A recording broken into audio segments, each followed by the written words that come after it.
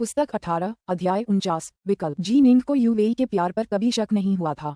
जब दोनों साथ होते थे तो वह उसके दिल की गहराई को सही मायने में महसूस कर पाता था। उसके माता पिता गुजर चुके थे, लेकिन उसने उसे एक बार फिर अपने दिल में गर्माहट का एहसास कराया था। ये कुछ ऐसा था जो साधारण प्यार से कहीं बढ़कर था। प्यार जब सचमुच गहरे स्तर पर पहुंचता है तभी इस तरह की गर्माहट आती है। लेकिन कुछ और भी थे जिन्हें निंग कभी नहीं भूल सकता था। यदि ये दाववादी थरीलाइव्स की विरासत के लिए नहीं होता तो संभवतः वह बहुत पहले ही मर गया होता जब वह कमजोर था। यदि 7 शक्तिशाली स्वर्गिक देवता न होते तो वह बहुत पहले ही नष्ट हो गया होता। यदि उसके गुरु सुभूति न होते तो वह निहिलम क्षेत्र में अपना जीवन खो देता। उनके गुरु अमर डायनाकाई, उनके सह शिष्य म्यू नॉर्टसन, वे सीमलेस गेट के प्रति अंतहीन घृणा से भरे हुए थे। उसके पिता, उसकी माँ, उनकी हालत शायद यूवेई से भी बदतर थी। उनकी सच्ची आत्माएं पहले ही भाग्य की नदी में प्रवेश कर चुकी थीं, और माँ नुवा के आदिकालीन अराजकता में विलीन हो जाने के साथ उनकी आत्माएं बिखर जाने का मतलब था कि वे अनिवार्य रूप से मर चुके थे और चले गए थे। माँ नुवा को वापस लाने के लिए, माँ नुवा के स्तर तक पहुंचने के लिए ये बहुत मुश्किल होगा, सीमलेस अलायंस को हराने से भी ज्यादा मुश्किल। गॉडकीप के काले वस्त्रों के चारों ओर कोहरा मंडराता रहा। वह जी निंग की ओर घूरता रहा, उसके जवाब का इंतजार करता रहा। वह अच्छी तरह जानता था कि जी निंग को सीमलेस गेट से जोड़ने का शायद यही उसका सबसे अच्छा मौका था, क्योंकि यूवेई को जी निंग के जीवन का सबसे महत्वपूर्ण व्यक्ति कहा जा सकता था। उनकी आत्माएं एक दूसरे से जुड़ी हुई थीं, और जैसा कि गॉडकीप ने कहा था, यूवेई ने जी निंग पर बोझ बनने के बजाय मरना पसंद किया था। एक दावफादर के शिष्य के रूप में जी निंग को इस रियल वार में हार के लिए दोषी नहीं ठहराया जाएगा या सीधे तौर पर प्रभावित नहीं किया जाएगा। अंधकार से भरा पूरा विशाल संसार मृत्यु के समान भयावह रूप से स्थिर था। निंग चुपचाप वहीं खड़ा अपनी बड़ी प्रशिक्षु बहन की छवि को घूर रहा था। ऐसा लग रहा था मानो वह उसकी शक्ल को हमेशा के लिए अपने मन में बसा लेना चाहता हो। अपना चुनाव करो, देवराज ने कहा। मुझे धोखा देने की कोशिश मत करो, तुम ऐसा नहीं कर पाओगे। निंग कांप उठा। वह एक पल के लिए चुप रहा। फिर निंग ने उसकी चुप्पी तोड़ी और धीमी आवाज में कहा, मुझे उसे थोड़ी देर और देखने दो। देवराज तुरंत क्रोधित हो गए, यहाँ तक कि काले वस्त्रों और विशाल सिंहासन के चारों ओर छा रहा कोहरा भी थरथराने लगा। कोहरे के भीतर बिजली की चमक दिखाई दे रही थी, जो देखने में बेहद चमकदार थी। देवराज ने अपने क्रोध को दबाया और फिर गरजते हुए कहा, क्या तुमने मेरे निर्बाध द्वार से दुश्मनी निभाने का फैसला कर लिया है? तुम्हारी सबसे प्रिय दाव साथी अनंत नरकों में निर्वासित होने वाली है। तुम्हारे पास उसे सुरक्षित रखने और उसे अपने और अपने बच्चे के साथ रहने देने की शक्ति है, लेकिन अब तुम उसे नर्क में भेजने का चुनाव कर रहे हो, जहां उसका पुनर्जन्म कभी न हो। गॉडकीप का हर शब्द निंग के दिल पर चाकू की तरह चुभ रहा था। चुनाव तुम्हारा है। अंधकार का पूरा विशाल संसार कांप रहा था। स्पष्टतः देवराज अपने क्रोध को दबा पाने में लगभग असमर्थ थे। निंग की आंखों में गहरा, असीम दर्द देखा जा सकता था, लेकिन वह वहीं खड़ा रहा और चुपचाप अपनी वरिष्ठ प्रशिक्षु बहन को देखता रहा। अचानक निंग मुड़ा, गॉडकीप की ओर देखा, फिर एक धमाकेदार आवाज के साथ आदरपूर्वक अपने घुटनों पर गिर पड़ा। गॉडकीप तुरंत खुश हो गए। उन्होंने अपना विशाल सिंहासन भी छोड़ दिया और निंग की ओर नीचे की ओर चल पड़े। हा, जी निंग, ये तो आपने बहुत ही समझदारी भरा फैसला लिया है। लेकिन निंग अचानक बोल पड़ी। गॉडकीप की बात बीच में ही रुक गई। गॉडकीप, आप एक महान पितामह हैं। निंग घुटनों के बल बैठा रहा। मुझे पता है कि मेरी वरिष्ठ प्रशिक्षु बहन ने अपने पिछले जीवन में बहुत कष्ट सहे थे, और मुझे लगता है कि आप उनके प्रति दयालु रहे होंगे। बदले में वह आपके प्रति पूरी तरह वफादार थीं, यहाँ तक कि उन्होंने शेनोंग की दवा भी नष्ट कर दी थी। ये कहा जा सकता है कि उन्होंने सीमलेस गेट में एक बड़ा योगदान दिया। गॉडकीप, मैं आपसे एक निवेदन करना चाहता हूँ कि आप उस जैसी बेचारी बच्ची से झगड़ा न करें। मैं आपसे ये भीख मांगने की हिम्मत नहीं कर सकता कि आप मेरी वरिष्ठ प्रशिक्षु बहन को मेरे पास वापस भेज दें। गॉडकीप, मैं बस यही आशा करता हूँ कि वह एक सादा, शांतिपूर्ण जीवन जी सके। अगर आप ऐसा कर सकें तो मैं आपका असीम आभारी रहूंगा। घुटनों के बल बैठी जी निंग की आवाज प्रार्थना से भरी थी। देवराज पहले ही अपना सिंहासन छोड़कर जमीन पर गिर चुके थे। वे क्षण भर के लिए स्तब्ध रह गए और फिर और भी क्रोधित हो गए। वे गुस्से से दहाड़े, जी निंग, तुम कृतज्ञ रहोगी, बेचारी बच्ची। ये युद्ध है। तुम्हारे पास सिर्फ 2 ही विकल्प हैं। अगर तुमने मुझे मना कर दिया तो उसे निश्चित रूप से अनंत यातनाएं भुगतने के लिए भेजा जाएगा। जाओ, यूवेई को अनंत काल तक उसकी उचित यातनाओं में भेज दो। उसका पुनर्जन्म कभी न हो। देवराज की भयंकर दहाड़ अनंत नरकों में गूंज उठी। हाँ, तुरंत 2 काले वस्त्रधारी दूतों ने यूवेई को पकड़ लिया और उसे आग की खाई में भेज दिया। निंग वहीं घुटनों के बल बैठा रहा। गॉडकीप, निंग ने गॉडकीप की ओर देखा। तुम्हारे पास सिर्फ 2 ही विकल्प हैं। मेरे साथ खड़े रहो या मेरे दुश्मन बन जाओ। अंधकार का पूरा संसार क्रोध और रोष से भर गया। निंग अपने पैरों पर खड़ा हो गया और चुपचाप पेंटिंग को तथा उसमें अपनी वरिष्ठ प्रशिक्षु बहन को अग्नि की यातना सहते हुए देखने लगा। और तब निंग ने पलट कर देखा। वाह, वह इस स्वप्नलोक से गायब हो गया। धिक्कार है, देवराज क्रोध से दहाड़ा, जिससे अंधकार की पूरी दुनिया हिल गई। धिक्कार है, धिक्कार है, धिक्कार है। तुम्हारा प्रेमी कष्ट सहेगा, और तुम भी जल्द ही मर जाओगे। तुम भी मर जाओगे। देवराज सचमुच क्रोधित हो गया। वह सचमुच जी निंग को अपने पक्ष में करना चाहता था, लेकिन उसे मना कर दिया गया था। वह अपमानित, क्रोधित और हत्या की इच्छा से भर गया था। लेकिन नुवा गठबंधन बहुत शक्तिशाली था। जीनिंग को मारना कोई आसान काम नहीं था। तुम ही हो जिसने उसे व्यक्तिगत रूप से अनंत नर्क में अंतहीन यातना के लिए भेजा था। ये तुम ही थे। गॉडकीप की उग्र दहाड़े निम के मन में गूंज उठी। धमाका। निम की शक्तिशाली सह इंद्रिय ने उस विचार तंतु पर प्रहार किया, उसे नष्ट कर दिया।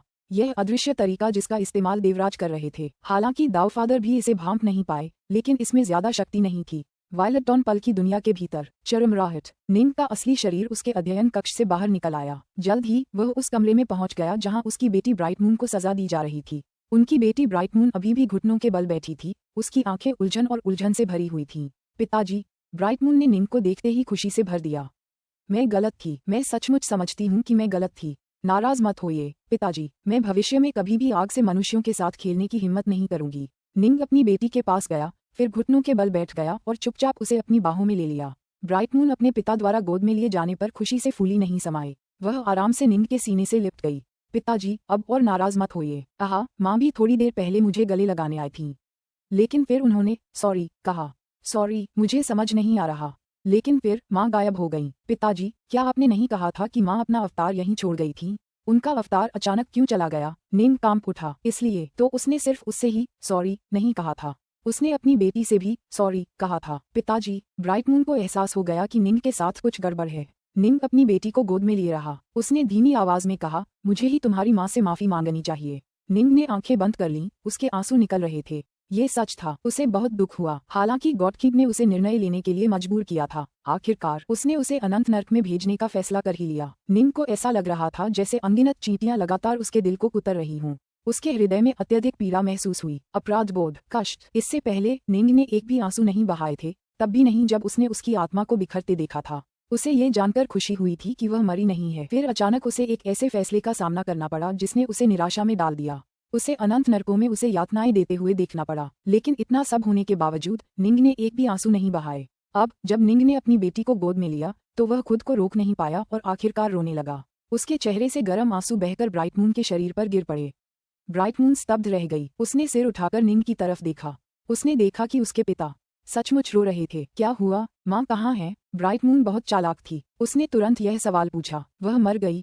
निंग ने अपनी बेटी को गोद में लिया और धीमी आवाज में जवाब दिया, मर गई। ब्राइट मून स्तब्ध रह गई। हालांकि वह अत्यंत बुद्धिमान और होशियार थी, फिर भी वह सचमुच स्तब्ध थी। वह बस यूं ही खड़ी होकर अपने पिता को गले लगा सकती थी। ब्राइट मून, भविष्य में केवल तुम और मैं ही होंगे। निंग अपनी बेटी को गोद में लिए हुए था। वह अभी अभी पैदा हुई थी, लेकिन उसकी माँ पहले ही उसे छोड़ चुकी थी। वरिष्ठ प्रशिक्षु बहन, मुझे माफ करना। मैं कसम खाता हूँ, मैं अपनी बच्ची का अच्छे से ख्याल रखूंगा। मैं जरूर रखूंगा। निंग अपनी वरिष्ठ प्रशिक्षु बहन के लिए, अपने लिए एकमात्र और सबसे जरूरी काम यही कर सकता था कि वह अपनी बेटी की अच्छी देखभाल करे और उसकी रक्षा करे। और सीमलेस गेट। उसके आंसू गिरते रहे, लेकिन उसकी आंखों में हत्या की इच्छा, जो रसातल से भी अधिक गहरी थी, दिखाई दे रही थी। 8 ड्रैगन क्लाउड सिटी। जी निंग अपने कमरे से बाहर आए। वह बाहर आया। जिया सम्राट ने निंग की ओर देखा। महाराज, आप इतने समय से यहीं हैं? निंग दंग रह गया। अगर मैं यहाँ न होता तो क्या तुम्हें लगता है कि तुम इतनी शांति से रह पाते? अनगिनत लोग तुमसे बात करने आए हैं। कुछ तुम्हें सांत्वना देने आए थे, लेकिन कुछ तुम्हें कोसने और फटकार लगाने आए थे। जिया सम्राट ने सिर हिलाया। मैं उन्हें दोष नहीं दे सकता। आखिरकार हम इस क्षेत्र युद्ध को जीतने के कगार पर थे, लेकिन अब अफसोस, एक बार यह क्षेत्र युद्ध हार गया तो वे लोग और वे आधार जिनकी साधना में इन स्वर्ग के देवताओं और सच्चे अमरों ने अनगिनत वर्ष बिताए थे, निर्बाध द्वार द्वारा छीन लिए जाएंगे। वे क्रोधित कैसे न हों, फिर भी उन पर नाराज मत होना। कुछ समय बीतने के बाद वे धीरे धीरे इस परिणाम को स्वीकार करने लगेंगे। निंग ने जिया सम्राट की ओर देखा। वह महसूस कर सकता था कि जिया सम्राट के इन शब्दों में उनके भीतर हताशा और निराशा का भाव छिपा था। युद्ध हारने के साथ जिया सम्राट अपनी ग्रैंड जिया दुनिया खो देगा। यही उसके जियामांग वंश की नींव थी, एक विशाल दुनिया जिसे बनाने में उसने अपना खून पसीना एक कर दिया था। जब से उसने फेंट गॉड युग में इस पर कब्जा किया था, उसका दिल कैसे न टूटता। लेकिन जिया सम्राट ने जी निंग को दोष नहीं दिया, बल्कि वह बाहर ही रहा और कई लोगों को अंदर आने से रोक दिया, ये सुनिश्चित करते हुए कि जी निंग को कोई परेशानी न हो। निंग अच्छी तरह जानता था कि जीत के मुंह से हार छीनने की बात कई एम्पायरियन देवताओं और सच्चे अमरों के लिए स्वीकार करना बहुत मुश्किल होगा। वे बेहद क्रोधित और दुखी होंगे। क्या हम सचमुच हार जाएंगे? निंग ने पूछा। हम सचमुच हैं। जिया सम्राट ने आह भरी, फिर अपना सिर हिलाया। पुस्तक 18, अध्याय 50। यद्यपि मैं नश्वर धूल से आया हूँ, फिर भी मेरा हृदय स्वर्ग की ओर उड़ता है। हालांकि बहुत से लोग इसे स्वीकार करने को तैयार नहीं हैं, लेकिन ताकत में अंतर बहुत ज्यादा है। जिया सम्राट ने अपना सिर हिलाया। सीमलेस गेट के पास एक दावफादर गोलेम है, जबकि हम युद्ध जीतने के लिए शेनोंग की दवा पर निर्भर रहने वाले थे। लेकिन खैर, अब हमें बस दावफादर के अंतिम आदेश का इंतजार करना होगा। जी निंग ने धीरे से सिर हिलाया। यह मेरी गलती है, निंग ने शांति से कहा। ये तुम्हारी गलती नहीं है। तुम सोच भी नहीं सकती कि यूएई सीमलेस गेट से संबंधित है। तुम्हें ज्यादा सोचने की जरूरत नहीं है। मैं बाहर रहा हूँ और कई लोगों को तुम्हें परेशान करने से रोका है। ये दावफादर के निजी निर्देशों पर था। दावफादर अब भी तुम्हें बहुत महत्वपूर्ण मानते हैं। जिया सम्राट ने जी निंग की ओर देखा। जिया सम्राट को अचानक कुछ याद आया। उन्होंने तुरंत कहा, ठीक है, तुम्हें अभी अपनी अमर ऊर्जा का इस्तेमाल नहीं करना चाहिए, है ना? मैं तुम्हें मारक औषधि की 10 बूंदें दूंगा। मुझे 100 दे दो, निंग ने कहा। 100? जिया सम्राट ने आश्चर्य से निंग की ओर देखा। तुम? निंग ने कुछ नहीं बताया। उसे ये समझाने का क्या मतलब था कि वह एक शुद्ध यांग सच्चा अमर बन गया है। उसका स्वर्गीय दंडक अब भी उसी शक्ति स्तर पर था जो हमेशा था। वह युद्ध का परिणाम बिल्कुल नहीं बदल सकता था। उन्हें कोई झूठी उम्मीद न देना ही बेहतर था। ठीक है, ले लो। जिया सम्राट ने एक जैड की बोतल और एक बड़ा लौकी निकाला। लौकी से तरल की बूंदें निकलकर जैड की बोतल में गिरीं। 100 बूंदें सोख लेने के बाद उन्होंने उसे निंग को दे दिया। निंग ने इसे स्वीकार कर लिया, फिर बाहर की ओर जाने लगा। क्या वह कमांडर जी निंग नहीं है? यह अमर डार्कनॉर्थ है। जी निंग, मैंने सुना है कि उसका दाव साथी सीमलेस गेट का जासूस था। हाँ, मैंने भी यही सुना है। हम जीत के कगार पर थे, लेकिन इस जी निंग वाले ने अपनी दाव साथी पर जरूरत से ज्यादा भरोसा किया, जिससे उसे शेनोंग की दवा और हमारी जीत की उम्मीदों को नष्ट करने का मौका मिल गया। हम इतने लंबे समय से लड़ रहे हैं। हम में से कितने लोग मारे गए हैं, और यह सब व्यर्थ था। अमर डार्कनॉर्थ बहुत लापरवाह था, और उसे अपने दाव साथी पर जरूरत से ज्यादा भरोसा था। साथ ही ताओवादी वांगशियू, आप तो हद ही कर गए। ताओ साथी किसी भी व्यक्ति के अमर पथ पर सबसे महत्वपूर्ण साथी होता है। दोनों ताओ साथी एक दूसरे का साथ देंगे और एक दूसरे की सहायता करेंगे। कितने लोग अपने ताओ साथियों पर शक करेंगे? अगर करते तो वे शुरू से ही ताओ साथी नहीं बनते। बेचारा अमर डार्कनॉर्थ अपने दाव साथी द्वारा इस तरह धोखा खाया गया। हाँ, बेचारा। जैसे ही निंग 8 ड्रैगन क्लाउड सिटी से गुजरा और विभिन्न सैन्य शिविरों के पास से गुजरा, उन शिविरों के विभिन्न अमर निंग को देखने लगे और आपस में फुसफुसाने लगे। कहानी बार बार सुनाई जाने के साथ सच्चाई बहुत पहले ही धुंधली हो गई थी, लेकिन अनगिनत अमर और राक्षस देवता इस पर चर्चा करते रहे, क्योंकि यही वह कारण था जिसकी वजह से उन्होंने ये पूरा क्षेत्र युद्ध खो दिया था। मैंने सुना है कि यूवेई ने अमर डार्कनॉर्थ के भरोसे का फायदा उठाकर शेनोंग की दवा नष्ट कर दी। अमर डार्कनॉर्थ इतना क्रोधित और दुखी हुआ कि उसने खुद यूवेई का सफाया कर दिया, उसकी आत्मा को ही चकनाचूर कर दिया। ठीक है, मैंने भी यही सुना है कि अमर डार्कनॉर्थ ने स्वयं उस गद्दार को मार डाला। ये सब उस शापित गद्दार की गलती है। जैसे जैसे निंग शहर में आगे बढ़ता गया, उसके कान फड़कने लगे और उसकी आंखों में दुख की एक झलक दिखाई देने लगी। वह जानता था कि एक बार जब ये कहानी फैलने लगेगी तो यह एक लोकप्रिय संस्करण बन जाएगा। उसने अपनी वरिष्ठ प्रशिक्षु बहन को नहीं मारा था, उसने अपनी आत्मा को ही चकनाचूर कर दिया था, क्योंकि वह अब सीमलेस गेट के नियंत्रण में नहीं रहना चाहती थी। लेकिन अब वह अनंत नरकों में अंतहीन यातना और यातना सह रही थी। हालांकि यह सब देवराज ही कर रहा था। ये सच था कि निंग ने उसे वहीं छोड़ने का फैसला किया था। काफी देर तक चलने के बाद निंग 8 ड्रैगन क्लाउड सिटी की शहर की दीवारों पर पहुंच गया। वह शहर की दीवारों पर अकेला बैठ गया और दीवारों के पार पूरी तरह से तबाह युद्ध क्षेत्र को चुपचाप देखता रहा। उसने दूर आकाश में मंडराते हुए सीमलेस सिटी के विशाल अंधेरे किले को भी देखा। निर्बाध शहर, 8 ड्रैगन क्लाउड सिटी, वे एक दूसरे का सामना करते रहे। जाहिर है यह महायुद्ध अभी पूरी तरह खत्म नहीं हुआ था। जी निंग, जैसे ही सच्चा अमर डोंगियान अपने महल से बाहर निकला, उसने उस अकेली आकृति को शहर की दीवारों पर बैठे देखा। वह समझ सकता था कि जी निंग इस समय कितना मुरझाया हुआ, कितना क्षीण था। उसमें अब वह असीम स्फूर्ति नहीं थी जो पहले थी। पहले जी निंग के चेहरे पर हमेशा मुस्कान रहती थी और उसकी आंखें हमेशा चमकीली रहती थीं। हालांकि इस समय जी निंग हजारों सालों में बने एक पर्वतीय हिमनद की तरह था, जो असीम रूप से ठंडे और वीरान आभा से भरा हुआ था। जी निंग गहरी भावनाओं वाला इंसान है और उसे प्यार की बहुत परवाह है। डोंगियान के पास कोई और आया, वह सच्चा अमर क्लाउड्स था जिसने आह भरी। ये शब्द प्यार बिल्कुल विनाशकारी है। हाँ, सच्चे अमर डोंगियान ने सिर हिलाया। अपने सबसे प्रिय दाव साथी द्वारा धोखा दिया जाना, ऐसा आघात, उफ, हम उसकी मदद के लिए कुछ नहीं कर सकते। ठीक है, साथी दाववादी क्लाउड्स, क्या हमारे क्रिम्सन राइट दायरे के जीतने की कोई संभावना बची है? सच्चा अमर क्लाउड्स मानव संप्रभु शेनोंग का अनुयायी था, उसे विस्तृत खुफिया जानकारी तक पहुंच होनी चाहिए। सच्चे अमर क्लाउड्स ने अपना सिर हिलाया। लगभग कोई उम्मीद नहीं है। युद्ध की वर्तमान स्थिति को देखते हुए हमारे पास एकमात्र मौका ये है कि हम तीनों लोगों के कुछ सबसे प्रसिद्ध और शक्तिशाली एम्पायरियन देवताओं और सच्चे अमरों को बुलाएं। लेकिन इन आकृतियों की जरूरत हर जगह है, या तो कुछ दुश्मनों को डराने के लिए या बड़े खतरों से निपटने के लिए। अगर हम उन्हें यहाँ भेजते हैं तो इसका असर पूरे तीनों लोकों में हमारी शक्ति व्यवस्था पर पड़ेगा। आखिरकार क्रिम्सन राइट लोक तो कमजोर लोकों में से एक है। ये थोड़ा कमजोर है, लेकिन हम वर्षों से लड़ रहे हैं और अनगिनत हताहत हुए हैं।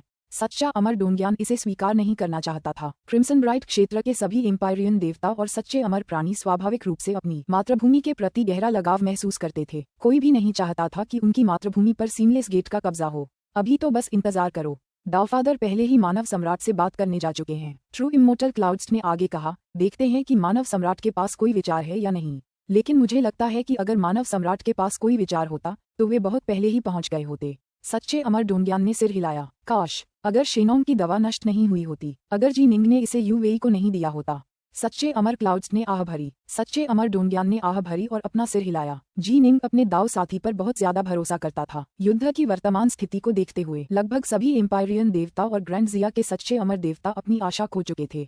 उनमें से कई तो जी निंग पर इतने क्रोधित हो गए थे कि उन्हें जोर से कोसने लगे थे, लेकिन धीरे धीरे वे सब शांत होने लगे। अब वे जी निंग को दोष नहीं देते थे, क्योंकि वे जानते थे कि जी निंग ने खुद भी ऐसा होने की उम्मीद नहीं की थी। जी निंग कहाँ है? वह अभी भी दीवारों के ऊपर है। कई दिन हो गए, वो दीवारों से हिला तक नहीं।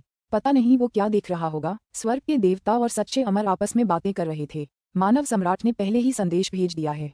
वह कुछ नहीं कर सकता। वह दवा बनाना बहुत मुश्किल है। मानव सम्राट भी हमारे अमर प्राणियों को ठीक करने के लिए बस कुछ और मारक भेज पाए। मानव सम्राट ने हार मान ली है। उसने वास्तव में हार मान ली है। मेरे सभी भाई युद्ध में मारे गए। क्या ये सब व्यर्थ था? मेरे स्काईसॉन्ग कबीले का हेवन पनिशर नष्ट हो गया। हमारे दल में 12 दिव्य अमर थे, लेकिन मैं ही अकेला भाग्यशाली था जो बच पाया। मैंने सोचा था कि हमारी शानदार जीत के बाद मैं कुछ समय अपने कबीले को आराम करने और पुनर्निर्माण करने में लगाऊंगा, लेकिन अब दर्द, दिल टूटना। क्रिम्सन ब्राइट क्षेत्र उनका घर था, उनकी नींव, वह जगह जहां उनके कबीले के अनगिनत लोगों ने खून पसीना बहाकर मेहनत की थी। वे अपनी मातृभूमि के लिए जान देने को तैयार थे। अगर इस युद्ध में जीत हासिल करनी होती तो वे अपने भाइयों, गुरुओं और शिष्यों की जान भी लेने को तैयार थे। ये सब इसके लायक था, लेकिन वे जीत नहीं पाएंगे। वे हारने वाले थे। निंग शहर की दीवारों के ऊपर अकेला था। जी निंग, लाल बालों वाले स्वर्ग के देवता रेड स्नो आ गए थे। उन्होंने निंग के कंधों पर धीरे से थपथपाया। अपने आप को संभालो, ये तुम्हारे अमर पथ पर आने वाले अनेक संकटों में से एक है। मैं समझ गया। निंग ने सिर हिलाया। एक बार जब तुम इससे आगे बढ़ जाओगे तो तुम देखोगे कि समुद्र और आकाश उतने ही विशाल हैं जितने पहले थे। स्वर्ग के देवता रेड स्नो ने निंग की ओर देखा। उसकी आंखों में आशा थी। निंग ने धीरे से कहा, मुझे सोचने के लिए थोड़ा और समय दो। ठीक है। दैवी देवता रेड स्नो ने कोई जबरदस्ती नहीं की। वह अच्छी तरह जानता था कि जी निंग किस तरह का इंसान है, इसीलिए वह जी निंग को इतना पसंद करता था, उसका समर्थन करता था और उसे स्टार सीजिंग मैनर का सबसे उपयुक्त उत्तराधिकारी मानता था। रिश्तों की गहरी परवाह करने वाला इंसान ही अपने साथियों का विश्वास जीत सकता है। स्वॉर्ड इमोर्टल एवरग्रीन जैसे स्वार्थी इंसान, कितने लोग सचमुच उस पर भरोसा और दोस्ती करने को तैयार होंगे? हालांकि जो लोग रिश्तों की गहराई से परवाह करते हैं वे भी इनसे बहुत आहत होंगे। वास्तव में तीनों लोगों की कुछ प्रमुख शक्तियां भी अपने रिश्तों में गहरे रूप से घायल हो चुकी थीं, और अनगिनत युगों के बीत जाने के बावजूद वे उन घावों से पूरी तरह से उबरने में असमर्थ रहीं। स्वर्ग देवता रेड स्नो चले गए। इससे आगे बढ़ो, निंग ने खुद से कहा। मैं इससे आगे कैसे बढ़ सकता हूँ? जब निंग ने यूवेई को मरते देखा तो उसे बहुत निराशा हुई, लेकिन अब जब उसे पता चल गया कि यूवेई मरा नहीं है तो वह पल भर के लिए बहुत खुश हुआ। फिर उसे एक फैसला लेना पड़ा। उसने यूवेई को खुद अनंत नर्क में भेजने का फैसला किया था। इससे निंग का दिल और भी टूट गया। यद्यपि उसका शरीर नश्वर संसार में ही रहा, परंतु उसका हृदय पहले ही नरक में प्रवेश कर चुका था। अपराध बोध, दर्द, निंग उन सबको दबाना चाहता था, आगे बढ़ना चाहता था, लेकिन वह उन सबको कैसे दबा सकता था? मैं खुद को स्वर्ग का एक कृपापात्र, एक अत्यंत प्रतिभाशाली व्यक्ति मानता था, लेकिन मैं गलत था। वह अब अनंत नरकों में अंतहीन यातनाएं झेल रही है, लेकिन मैं कुछ नहीं कर सकता, कुछ भी नहीं। निंग उस उजाड़ परिदृश्य को घूर रहा था जो अमर और दुष्ट देवताओं के बीच युद्धों में बहुत पहले ही पूरी तरह से बर्बाद और तबाह हो चुका था। मैं यहाँ इस परिदृश्य की तरह हूँ, जमीन के ऊपर उगी घास की तरह, अमर और दुष्ट देवताओं के सामने जो युद्ध करते हैं। घास बस यही कर सकती है कि उसे कुचला जाए और नष्ट किया जाए, क्योंकि वह बिल्कुल भी प्रतिरोध नहीं कर सकती। कमजोर, मैं अभी भी छोटा और कमजोर हूँ। अत्यंत प्रतिभाशाली, मैं चाहे कितनी भी प्रतिभाशाली क्यों न हूँ, मुझे गॉड किंग का मुकाबला करने में बहुत लंबा समय लगेगा। इस समय मैं बहुत कमजोर हूँ। गॉड किंग की शक्ति के सामने मैं बस यही कर सकता था कि उसे होने दूं। मैं उसे रोक नहीं पा रहा था, पीछे धकेल नहीं पा रहा था। उन्होंने जो घोर निराशा महसूस की, जो उन्होंने प्रत्यक्ष देखा, वह उनकी हड्डियों में अंकित हो गया और उनकी आत्मा में अंकित हो गया। गॉड किंग ने जी निंग को चुनने को कहा। जी निंग के पास चुनने के अलावा कोई विकल्प नहीं था। वह बस देख सकता था कि कैसे गॉड किंग यूवेई को अनंत नर्क में भेज रहा है। वह बस घुटनों के बल बैठकर यह उम्मीद कर सकता था कि वह अपने शब्दों से गॉड किंग को हिला देगा, लेकिन अफसोस, ये सब बेकार था। वह शक्तिहीन था, सब कुछ देवराज के नियंत्रण में था। निंग बस यही कर सकता था कि सब कुछ स्वीकार कर ले। निंग ने तबाह हो चुके परिदृश्य के ऊपर जंगली घास को घूरा। उसे लगा जैसे वह घास ही है, उसके लिए कुछ नहीं था सिवाय इसके कि उसे रौंदा जाए, तोड़ा जाए, हमला किया जाए, नष्ट किया जाए। बस यही था कि वह इसे स्वीकार कर ले। निम घास को खाली नजरों से देख रहा था। निम का दिल अचानक पूरी तरह से शांत, खाली और क्षणभंगुर हो गया। घास की अनगिनत लंटें, धूल, ऐसा लग रहा था जैसे निम के हृदय में फैल रही हों और निम का हृदय भी उन्हें समाहित करने के लिए फैल रहा था। दरअसल आसमान भी निम के हृदय में समाया हुआ लग रहा था। धीरे धीरे व्हाइट पोल कमांडरी का संपूर्ण स्वरूप निम के हृदय में समा गया, जो बढ़ता ही जा रहा था। उसका हृदय असीम रूप से विशाल था, स्वर्ग और पृथ्वी जितना विशाल, और सब कुछ उसके हृदय में समाया हुआ था। निम का हृदय सभी 3600 कमांडरी को अपने में समाहित करने के लिए विस्तृत हो चुका था। वास्तव में यह विशाल और विशाल समुद्रों को भी अपने में समाहित करने के लिए विस्तृत था। समतलीय झिल्ली से सुरक्षित ब्रांजिया का पूरा संसार एक विशाल अंडाकार गोलाकार आकृति जैसा था, और यह विशाल गोलाकार आकृति निम के हृदय के साथ एकाकार हो चुकी थी। वास्तव में उसका हृदय अभी भी विस्तार करने, विशाल रिक्त शून्य तक फैलने का प्रयास कर रहा था। यह उसके हृदय की एक शक्तिशाली जन्मजात इच्छा थी। निम शहर की दीवारों पर बैठा था।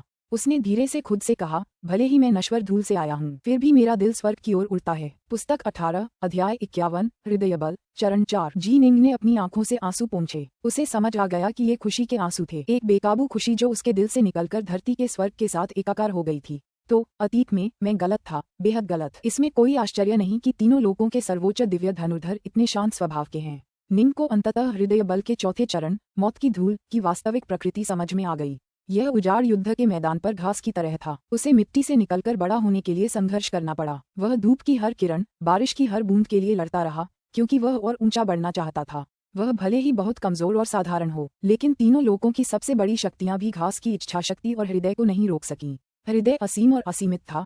एक भिखारी में भी सम्राट जैसा हृदय और महत्वाकांक्षाएं हो सकती थीं। हृदय की शक्ति अदृश्य और निराकार थी, परंतु यह अतुलनीय रूप से अद्भुत थी। यहाँ तक कि जिन मनुष्यों के पास पर्याप्त शक्तिशाली हृदय और इच्छा शक्ति होती, वे भी चमत्कार कर सकते थे। वे नायक बन जाते। जहाँ तक अमर साधकों का प्रश्न है, तीनों लोकों में हृदय बल के चौथे चरण, मर्त्य धूल, तक पहुँचने वालों की संख्या अविश्वसनीय रूप से कम थी। स्वर्ग के देवता या सच्चे अमर स्तर पर इस चौथे चरण तक पहुंचने वालों की संख्या उंगलियों पर गिनी जा सकती थी। यहाँ तक कि उच्च स्तरीय सच्चे देवताओं और दैवीय पिताओं में भी चौथा चरण अनिवार्य रूप से एक पूर्ण सीमा का प्रतिनिधित्व करता था। केवल एक ही व्यक्ति इस सीमा को पार कर पाया था। होई हृदय शक्ति के 5वें चरण तक पहुंचने वाला एकमात्र व्यक्ति था, और उसने इसके प्रशिक्षण के लिए एक व्यवस्थित तकनीक भी छोड़ी थी। उसकी शक्ति की सभी ने प्रशंसा की, लेकिन वह बहुत पहले ही लुप्त हो चुका था। इससे ये पता चलता है कि किसी व्यक्ति के लिए हृदय गति के चौथे चरण तक पहुंचना कितना कठिन था। मैं जंगली घास की तरह हूँ। मैं घास के एक साधारण तिनके से ज्यादा कुछ नहीं हूँ। देवराज के सामने, महाशक्तियों के सामने मैं अविश्वसनीय रूप से कमजोर हूँ। निम शहर की दीवारों पर बैठा था, लेकिन अब वह अपने पैरों पर खड़ा हुआ और आसमान की ओर देखने लगा। लेकिन मैं अपने रास्ते पर और आगे बढ़ना चाहता हूँ, और भी ऊंचाइयों को छूना चाहता हूँ। देवराज से भी ज्यादा शक्तिशाली बनना चाहता हूँ। दरअसल मैं पंगु और नुवा के स्तर तक पहुँचना चाहता हूँ, और फिर उनसे आगे निकल जाना चाहता हूँ। कोई व्यक्ति चाहे कितना भी नीच क्यों न हो, उसका हृदय असीम होता है। निंग बहुत भावुक हो गया। प्रज्ञा ज्ञान की अवस्थाएं गहन, रहस्यमय और अप्रत्याशित थीं। इतने सारे झटके और उस कष्टदायक चुनाव का अनुभव करने के बाद निंग के दिल पर वाकई गहरा असर पड़ा था। लेकिन जब उसने खुद को इस तरह से दबा हुआ महसूस किया, जैसा कि वह अभी महसूस कर रहा था, तभी उसे सही मायने में समझ आया कि नश्वर धूल के कण के समान तुच्छ होने का क्या मतलब होता है। और इस तरह वह धीरे धीरे इस अवस्था को समझने और उसमें गहरी अंतर्दृष्टि प्राप्त करने लगा। इस चरण के सिद्धांतों को तो सभी जानते थे, लेकिन इसे सही मायने में समझना और पूरी तरह से समझना कहीं अधिक कठिन था। ये जानना आसान है कि क्या करना है, लेकिन उसे करना कठिन है। जैसे जैसे निंग का हृदय विस्तृत होता गया, उसकी हृदय शक्ति भी बढ़ती गई। जब निंग का हृदय महाशिरा की संपूर्ण दुनिया के साथ एकाकार होने के बिंदु पर पहुंच गया और अनंत शून्य की ओर बढ़ने लगा, तो उसकी हृदय शक्ति सचमुच एक अत्यंत भयावह स्तर पर पहुंच गई थी। एक ऐसा स्तर जो सच्चे देवताओं और दैवीय पिताओं के लिए भी एक सीमा थी, जिनमें से कई तो उस तक पहुंच ही नहीं पाए थे। हृदय बल का चौथा चरण निंग ने तोड़ा था। लापता होई के अलावा निंग की हृदय शक्ति को पूरे 3 लोकों में सर्वोच्च स्थान दिया जा सकता है। अपने आप को हमेशा नश्वर धूल के एक साधारण कण के रूप में मानो। हमेशा और भी ऊंचाइयों तक पहुंचो। पंगु के स्तर तक न पहुंचना भी तुम्हारी महत्वाकांक्षाओं का अंत है। निंग को नहीं पता था कि पंगु का स्तर अमर साधना का अंतिम बिंदु है या नहीं, लेकिन हृदय के लिए कोई अंतिम बिंदु नहीं था। उसका हृदय असीम रूप से विशाल, असीम रूप से महान बन सकता था। चौथे चरण और तीसरे चरण के बीच का अंतर बहुत अधिक है। हृदय बल के तीसरे चरण तक पहुंचने से व्यक्ति को सर्वोच्च दिव्य अमर की शक्ति प्राप्त हो जाती है। हालांकि हृदय शक्ति का चौथा चरण व्यक्ति को सर्वोच्च स्वर्गिक ईश्वर या सच्चे अमर की शक्ति प्रदान करता है। हर एक एम्पायरियन देवता और सच्चा अमर जो हृदय बल के चौथे चरण तक पहुंच गया था, अपने साथियों के बीच शक्ति के शिखर पर था। उदाहरण के लिए दिव्य धनुर्धर ईस्टब्रेक। आदिकालीन अराजकता के डाव फ्रुट्स का उपयोग करने के बाद वह अकेले ही पूरे युद्ध क्षेत्र को दबाने में सक्षम था। हालांकि डाव फ्रुट्स बहुत शक्तिशाली थे। अगर ईस्टब्रेक की तीरंदाजी और कोरफोर्स न होती तो बाकी एम्पायरियन देवता और सच्चे अमर पूरी तरह से कैसे बंद हो पाते। हालांकि मैं अपनी आत्मा हृदय शक्ति तकनीक में केवल विशेषज्ञ स्तर तक ही पहुंच पाया हूं। यहाँ तक कि पूर्ण निपुणता के स्तर तक पहुंचने से भी मेरी शक्ति में मात्र 10 गुना वृद्धि होगी। केवल एक स्तर से मेरे हृदय की शक्ति तीसरे स्तर से बढ़कर चौथे स्तर पर पहुंच गई है। मेरी शक्ति कई स्तरों तक बढ़ गई है। निंग को खुद पता था कि उसमें कितना सुधार हुआ है। दावफादर से मिलने का समय हो गया है। निंग खड़ा हो गया। उसे दावफादर क्रिम्सन राइट के प्रति अपराधबोध हो रहा था। दावफादर ने ही अपनी अटूट आस्था दिखाते हुए उसे शेनोंग की दवा दी थी। हालांकि यूवे ही गद्दार निकला था। आखिरकार गलती उसी की थी। निंग ने विशाल वीरान जंगल को घूरा। उसने विशाल काले हवा में तैरते किले सीमलेस सिटी को भी देखा। उसने मन ही मन बुदबुदाया, ये लड़ाई अभी खत्म नहीं हुई है। इससे पहले उसका हेवन पनिशर पहले से ही बहुत शक्तिशाली था। उसकी हृदय शक्ति में एक बड़ा स्तर बढ़ने के बाद उसका हेवन पनिशर कितना शक्तिशाली हो जाएगा, निंग को खुद भी नहीं पता था। ऐसा इसलिए था क्योंकि केवल कुछ ही एम्पायरियन देवता या सच्चे अमर ही हृदय बल के चौथे स्तर तक पहुंच पाए थे। उनमें से निंग ही एकमात्र ऐसा था जिसने आत्मा हृदय बल तकनीक विकसित की थी। दूसरे शब्दों में पूरे 3 लोकों में ऐसा कोई एम्पायरियन देवता या सच्चा अमर नहीं था जिसका स्वर्ग दंडक निंग के दंडक से ज्यादा शक्तिशाली हो। वह उन सब में सबसे शक्तिशाली था। हे भगवान! निंग की आंखों में असीम घृणा देखी जा सकती थी। फुश! निंग शहर की दीवारों से नीचे उतरा, फिर 8 ड्रैगन क्लाउड सिटी के दूर स्थित मुख्य महल की ओर चला गया। अगर गॉडकीप को पता होता कि जी निंग को इतना कष्टदायक फैसला लेने पर मजबूर करने के उनके फैसले के कारण निंग का हृदय बल तीसरे चरण से चौथे चरण में पहुंच गया है, तो कल्पना करना मुश्किल है कि उन्हें कितना अफसोस होता। यह एक ऐसी प्रगति थी जो आत्मा हृदय बल तकनीक को सिद्ध करने से भी ज्यादा भयावह थी। और अब उन्होंने खुद एक ऐसे संकी को पैदा कर दिया था जो आत्मा हृदय बल तकनीक जानता था और जिसके पास चौथे चरण का हृदय बल था। गॉडकीप का मूल लक्ष्य केवल जी निंग को सीमलेस गेट में शामिल करना था। जी निंग 8 ड्रैगन क्लाउड सिटी के मुख्य महल की ओर चल रही थी। ये जी निंग है। जी निंग मुख्य हॉल की ओर क्यों जा रही है? वह कुछ दिन शहर की दीवारों पर चुपचाप बैठा रहा। मुझे आश्चर्य है कि वह क्या सोच रहा होगा। यह उसके लिए बहुत बड़ा आघात रहा होगा और उसी की वजह से हम ये रियल वार भी हार गए। मुझे उम्मीद है कि वह खुद को इतना दोष नहीं दे रहा होगा कि उसके विचार पूरी तरह से अस्त व्यस्त हो गए हों और वह दावफादर की तलाश में निकल पड़ा हो। अफसोस, वह सचमुच एक बेजोड़ राक्षस है, जैसा राक्षस बहुत कम देखने को मिलता है। मुझे उम्मीद है कि उसके दाव साथी ने उसे बर्बाद नहीं किया होगा। जिन अमर लोगों ने निंग को मुख्य हॉल की ओर जाते देखा, वे सब आपस में बातें करने लगे। प्रेम, यह एक शब्द था, लेकिन इसी शब्द के कारण अनगिनत जीवन नष्ट हो गए और अनगिनत रास्ते टूट गए। त्रिलोक में ऐसा बहुत बार हुआ। हालांकि जो लोग ऐसे आघात सहने के बाद भी डटे रहे, जो आगे बढ़ते रहे, वे सभी त्रिलोक के विस्मयकारी पात्र बन गए। उन्हें अब राक्षसी प्रतिभाशाली नहीं कहा जाता था, वे त्रिलोक के सच्चे विशेषज्ञ कहलाते थे। जी निंग, जिया सम्राट मुख्य महल से बाहर निकला। उसने आश्चर्य से पूछा, तुम यहाँ क्यों आए हो? मैं दावफादर से मिलना चाहता हूँ, निंग ने कहा। दावफादर का मूड ठीक नहीं है, बेहतर होगा कि आप न जाएं, जिया सम्राट ने जल्दी से कहा। क्या आपका मूड ठीक नहीं है? निंग चौंका। ठीक है, जिया सम्राट ने सिर हिलाया। मानव सम्राट शेनोंग के पास कोई विचार नहीं बचा है, लेकिन दावफादर अभी भी हार मानने को तैयार नहीं है। आखिरकार उन्होंने अपने क्रिम्सन राइट साम्राज्य के निर्माण में अनगिनत वर्ष बिताए हैं। इसलिए दावफादर अन्य प्रमुख शक्तियों से मिलने गए, जिनमें दाववादी पथ और बौद्ध संघ के नेता और अन्य लोग भी शामिल थे। लेकिन अफसोस, निंग ने सिर हिलाया। मैं समझ गया। जिया सम्राट ने निंग की ओर देखा। तो क्या तुम अब भी दावफादर से मिलना चाहती हो? निंग ने सिर हिलाया। फुश! निंग की आभा अचानक दिव्य अमर से शुद्ध यांग सच्चे अमर में परिवर्तित हो गई। शुद्ध यांग! जिया सम्राट की आंखें तुरंत गोल और बड़ी हो गईं। खुशी से भरकर उन्होंने कहा, जी निंग, क्या तुमने कोई बड़ी सफलता हासिल की? हाँ, निंग ने सिर हिलाया। चूंकि उसने पहले ही तय कर लिया था कि वह इस क्षेत्र युद्ध को जीतेगा, इसलिए वह सीमलेस गेट के खुफिया नेटवर्क से सावधान रहा। इसलिए निंग ने केवल ये तथ्य प्रकट किया कि उसके पास एक शुद्ध यांग सच्चे अमर की शक्ति है, जिसका उद्देश्य सीमलेस गेट को कई गलत अनुमान लगाने पर मजबूर करना था। जहां तक हृदय बल के चौथे स्तर तक पहुंचने की बात है, फिलहाल उसे इसे छिपाना था। वह अपनी शक्ति केवल एक महत्वपूर्ण क्षण में ही प्रकट करेगा, जिससे वे एक ही वार में ये युद्ध जीत सकें। लेकिन अगर वह उनसे यह बात छिपाना चाहता था, उसे यह बात सबसे छुपानी पड़ी। जब वह अकेला ही यह राज जानता, तभी यह राज सच में राज होता। अगर वह किसी और को बताता तो सीमलेस गेट को पता चल जाता। शानदार! ये तो बिल्कुल शानदार है। जिया सम्राट बेहद उत्साहित थे। शुद्ध यांग स्तर तक आपकी सफलता का मतलब है कि आपके स्वर्गीय दंडक की शक्ति में नाटकीय रूप से वृद्धि होगी। अगर आप 7 ग्रहों के देवता के साथ मिलकर काम करें तो आप दावफादर गोलेम को पूरी तरह से बांध सकते हैं। पिछली लड़ाई के दौरान सीमलेस गेट अपनी कुछ सेनाओं के साथ भागने में कामयाब रहा था, जिससे हम उनका सफाया नहीं कर पाए। हालांकि उन्हें फिर भी भारी नुकसान हुआ। अगर आप और 7 ग्रहों के देवता दावफादर गोलेम को बांध सकते हैं, तो बाकी को 3 आंखों वाले दानव सहित हमारे पास छोड़ दें। चलो चलें। चलो दावफादर से मिलने चलें। जिया सम्राट अतुलनीय रूप से उत्साहित था। ठीक है। निंग जिया सम्राट के पीछे मुख्य महल में चला गया। दावफादर एक साइड हॉल में है। जिया सम्राट ने बहुत ही परिचित अंदाज में निंग को आगे बढ़ाया। जल्द ही निंग ने एक शांत एकांत साइड हॉल देखा जिसके अंदर दावफादर क्रिम्सन ब्राइट कमल मुद्रा में विराजमान थे। हालांकि जैसे ही निंग ने दावफादर को देखा वह अपने चारों ओर मौत की उदासी का माहौल महसूस कर सका। यह एक प्रकार का उदासी भरा माहौल था जो स्वाभाविक रूप से तब उभरता था जब कोई व्यक्ति पूरी तरह से शक्तिहीन महसूस करता था। गुरुजी, जिया सम्राट बोला। दावफादर, निंग ने भी सम्मानपूर्वक पुकारा। पितामह क्रिम्सन ब्राइट ने अपनी आंखें खोलीं। निंग को देखते ही उन्होंने धीरे से सिर हिलाया। लगता है जी निंग, तुम थोड़ा सा होश में आ गई हो। इस लोकयुद्ध में हमारी हार का दोष तुम पर नहीं मढ़ा जा सकता। तुम ऐसी किसी भी घटना की कल्पना भी नहीं कर सकती थी। हारे तो हारे, किसी भी युद्ध में हमेशा एक विजेता और एक पराजित होता है। बाद में मैं अन्य स्वर्ग के देवताओं, सच्चे अमर और सेनापतियों को बुलाऊंगा और पीछे हटने का आदेश दूंगा।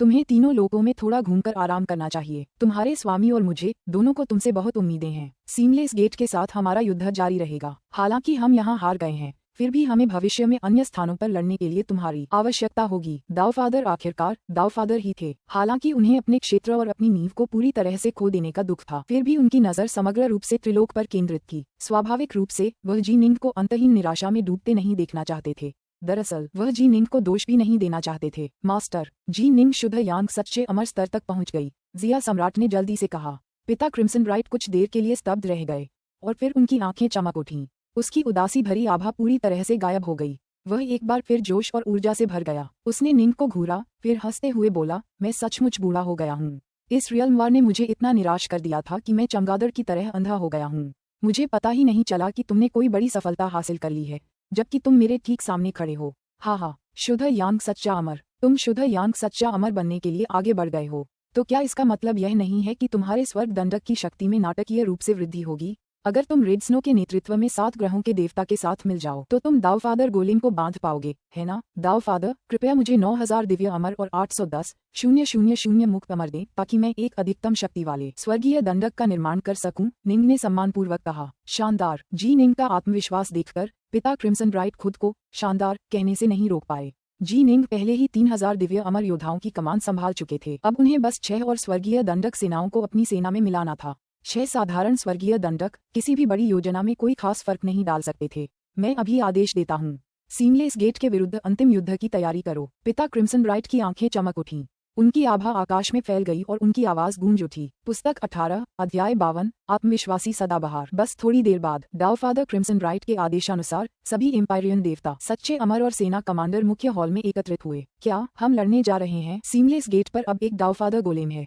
हम उसे कैसे हराएंगे? जब दावफादर क्रिम्सन ब्राइट ने कहा कि वह सीमलेस गेट के खिलाफ एक सच्ची आखिरी लड़ाई शुरू करने जा रहे हैं तो सभी अवाक रह गए। उन्हें मौत का डर नहीं था, लेकिन कोई भी ऐसी स्थिति में अपनी जान देने को तैयार नहीं होगा जहां जीतने का कोई मौका ही न हो। दावफादर क्रिम्सन ब्राइट ने अपने अधीनस्थों की ओर देखा, फिर अपना सिर घुमाकर बगल के दरवाजे की ओर देखा। जी निंग, बाहर आओ। स्वर्ग के देवता, सच्चे अमर और सेना के कमांडर सभी हैरान थे। जी निंग को बाहर आने दो। अपने दाव साथी के विश्वासघात का अनुभव करने के बाद मुझे लगता है कि वह अभी तक पूरी तरह से ठीक नहीं हुआ होगा। मुझे समझ नहीं आ रहा कि दावफादर क्या योजना बना रहे हैं। क्या हमें सब कुछ जी निंग को सौंप देना चाहिए, जो पूरी तरह से टूटने के कगार पर है? वह हमारे साथ मजाक तो नहीं कर रहा होगा, है ना? कुछ लोगों को निंग पर गुस्सा आया तो कुछ को सहानुभूति और दया, लेकिन सभी को यकीन था कि इस बेमिसाल प्रतिभा को जरूर कोई ऐसा झटका लगा होगा जिससे उबरने में उसे वक्त लगेगा। कदमों की आहट सुनाई दी। जी निंग को बाहर जाते देख लगभग सभी लोग दंग रह गए। वह शुद्ध यांग, असंभव। मुख्य हॉल में मौजूद लगभग सभी अमर और दानव देवता स्तब्ध थे। उन्हें अच्छी तरह पता था कि जी निंग को अभी अभी कितना भारी आघात लगा है। अपनी निजी बातचीत में उनमें से ज्यादातर ने मन ही मन ये राय दी कि इस आघात के कारण जी निंग शायद अपने दुख में डूब जाएगा। उनमें से किसी ने भी कल्पना नहीं की थी कि जी निंग इतने महत्वपूर्ण समय में सचमुच एक शुद्ध यांग सच्चा अमर बन जाएगा। शुद्ध यांग स्तर तक पहुंचना कोई आसान काम नहीं था। ग्रैंड दाव में पूरी तरह से महारत हासिल करना कोई आसान काम नहीं था। उसे जो आघात लगा था और जिस मानसिक पीड़ा से वह गुजर रहा था, उसे देखते हुए तलवार के दाव में सफलता पाना उसके लिए बेहद मुश्किल होता। लेकिन सच्चाई उनके सामने थी। जी निंग के चारों ओर फैली घनी शुद्ध यांग आभा बिल्कुल असली थी। जी निंग एक शुद्ध यांग सच्चा अमर बन गया है।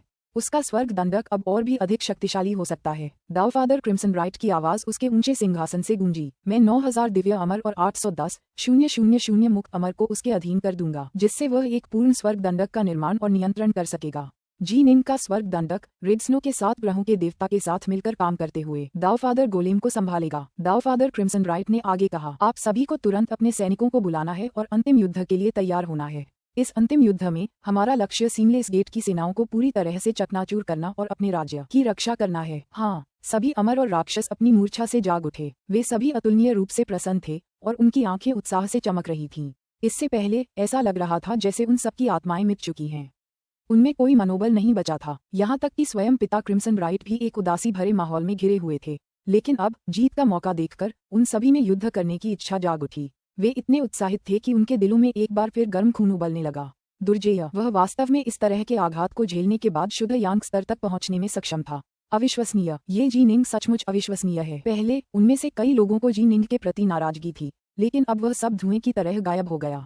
उनके मन में उसके प्रति बस विस्मय और प्रशंसा थी। ऐसे नाजुक मोड़ पर एक बड़ी सफलता हासिल करना और युद्ध की दिशा पूरी तरह से बदल देना, भला वे प्रशंसा क्यों न महसूस करें। विशाल सेना जुटने लगी। घुमावदार रेनड्रैगन और विशाल पंगु युद्ध संरचनाओं ने एक बार फिर आकार ले लिया, साथ ही कई स्वर्गीय दंडक भी। हालांकि सबसे आश्चर्यजनक रूप से शक्तिशाली आभा जी निंग की डार्क नॉर्थ आर्मी से आई थी। वर्तमान में डार्क नॉर्थ आर्मी में कुल 9000 दिव्य अमर और 810,000 मुक्त अमर थे। ये स्वर्ग दंडक संरचना के लिए संभवतः सबसे उत्तम रूप था। अमरों का ये सागर जितनी प्राकृतिक ऊर्जा जुटा सकता था, वह बिल्कुल समझ से परे थी। हालांकि जिंगटियन ने भी अपनी संरचना का एक पूर्ण संस्करण केवल पूर्णता के लिए ही बनाया था। उसे स्वयं लगा कि किसी स्वर्गिक देवता या सच्चे अमर के लिए इसका उपयोग करना व्यर्थ है, क्योंकि उनके पास इतनी सारी ऊर्जा का उपयोग करने का कोई तरीका ही नहीं था। संरचना को इकट्ठा करो, निंग ने आदेश दिया। 9000 दिव्य अमर देवता निंग के चारों ओर फैले हुए थे तथा उसकी रक्षा उसी प्रकार कर रहे थे जैसे भौरों का एक छत्ता अपनी रानी की रक्षा करता है। जहाँ तक 810,000 मुक्त अमरों की बात है, वे अनगिनत तारों या रेत के कणों की तरह थे जो पूरे समूह में फैले हुए थे। जैसे ही यह अतुलनीय अद्भुत समूह सक्रिय होने लगा, 8 ड्रैगन क्लाउड सिटी के चारों ओर ऊर्जा का एक अत्यंत विस्मयकारी भंवर बन गया। ये पहली बार था जब क्रिम्सन राइट क्षेत्र ने सचमुच पूरी तरह से एक स्वर्गीय दंडक की पूरी शक्ति को उन्मुक्त कर दिया था। जब अमरों की संख्या लक्ष्य संख्या तक पहुंच गई तो उनके द्वारा प्राप्त प्राकृतिक ऊर्जा की मात्रा भी उतनी ही आश्चर्यजनक थी। गड़गड़ाहट, प्राकृतिक ऊर्जा पूरी तरह से ठोस हो गई थी। ऐसा लग रहा था कि वह पानी के विशाल स्तंभों में तब्दील हो गई है जो निंग की ओर बढ़ रहे हैं। हजारों मीटर लंबे विशाल जल स्तंभ निंग की सेना के चारों ओर घूमते रहे और फिर तेजी से उसके चारों ओर सघन होते गए। धीरे धीरे हड्डियां, मांस और त्वचा आकार लेने लगे और एक अभूतपूर्व विशाल स्वर्गीय दंडक प्रकट हुआ। कितनी शक्तिशाली आभा है, ये बहुत शक्तिशाली है। मुझे ऐसा लगता है कि वह मोटे तौर पर सच्चे देवताओं या पिताओं के समान स्तर पर है। जब पूर्ण स्वर्ग दंडक प्रकट हुआ तो क्रिम्सन राइट क्षेत्र के सभी अमर और दुष्ट देवता दंग रह गए।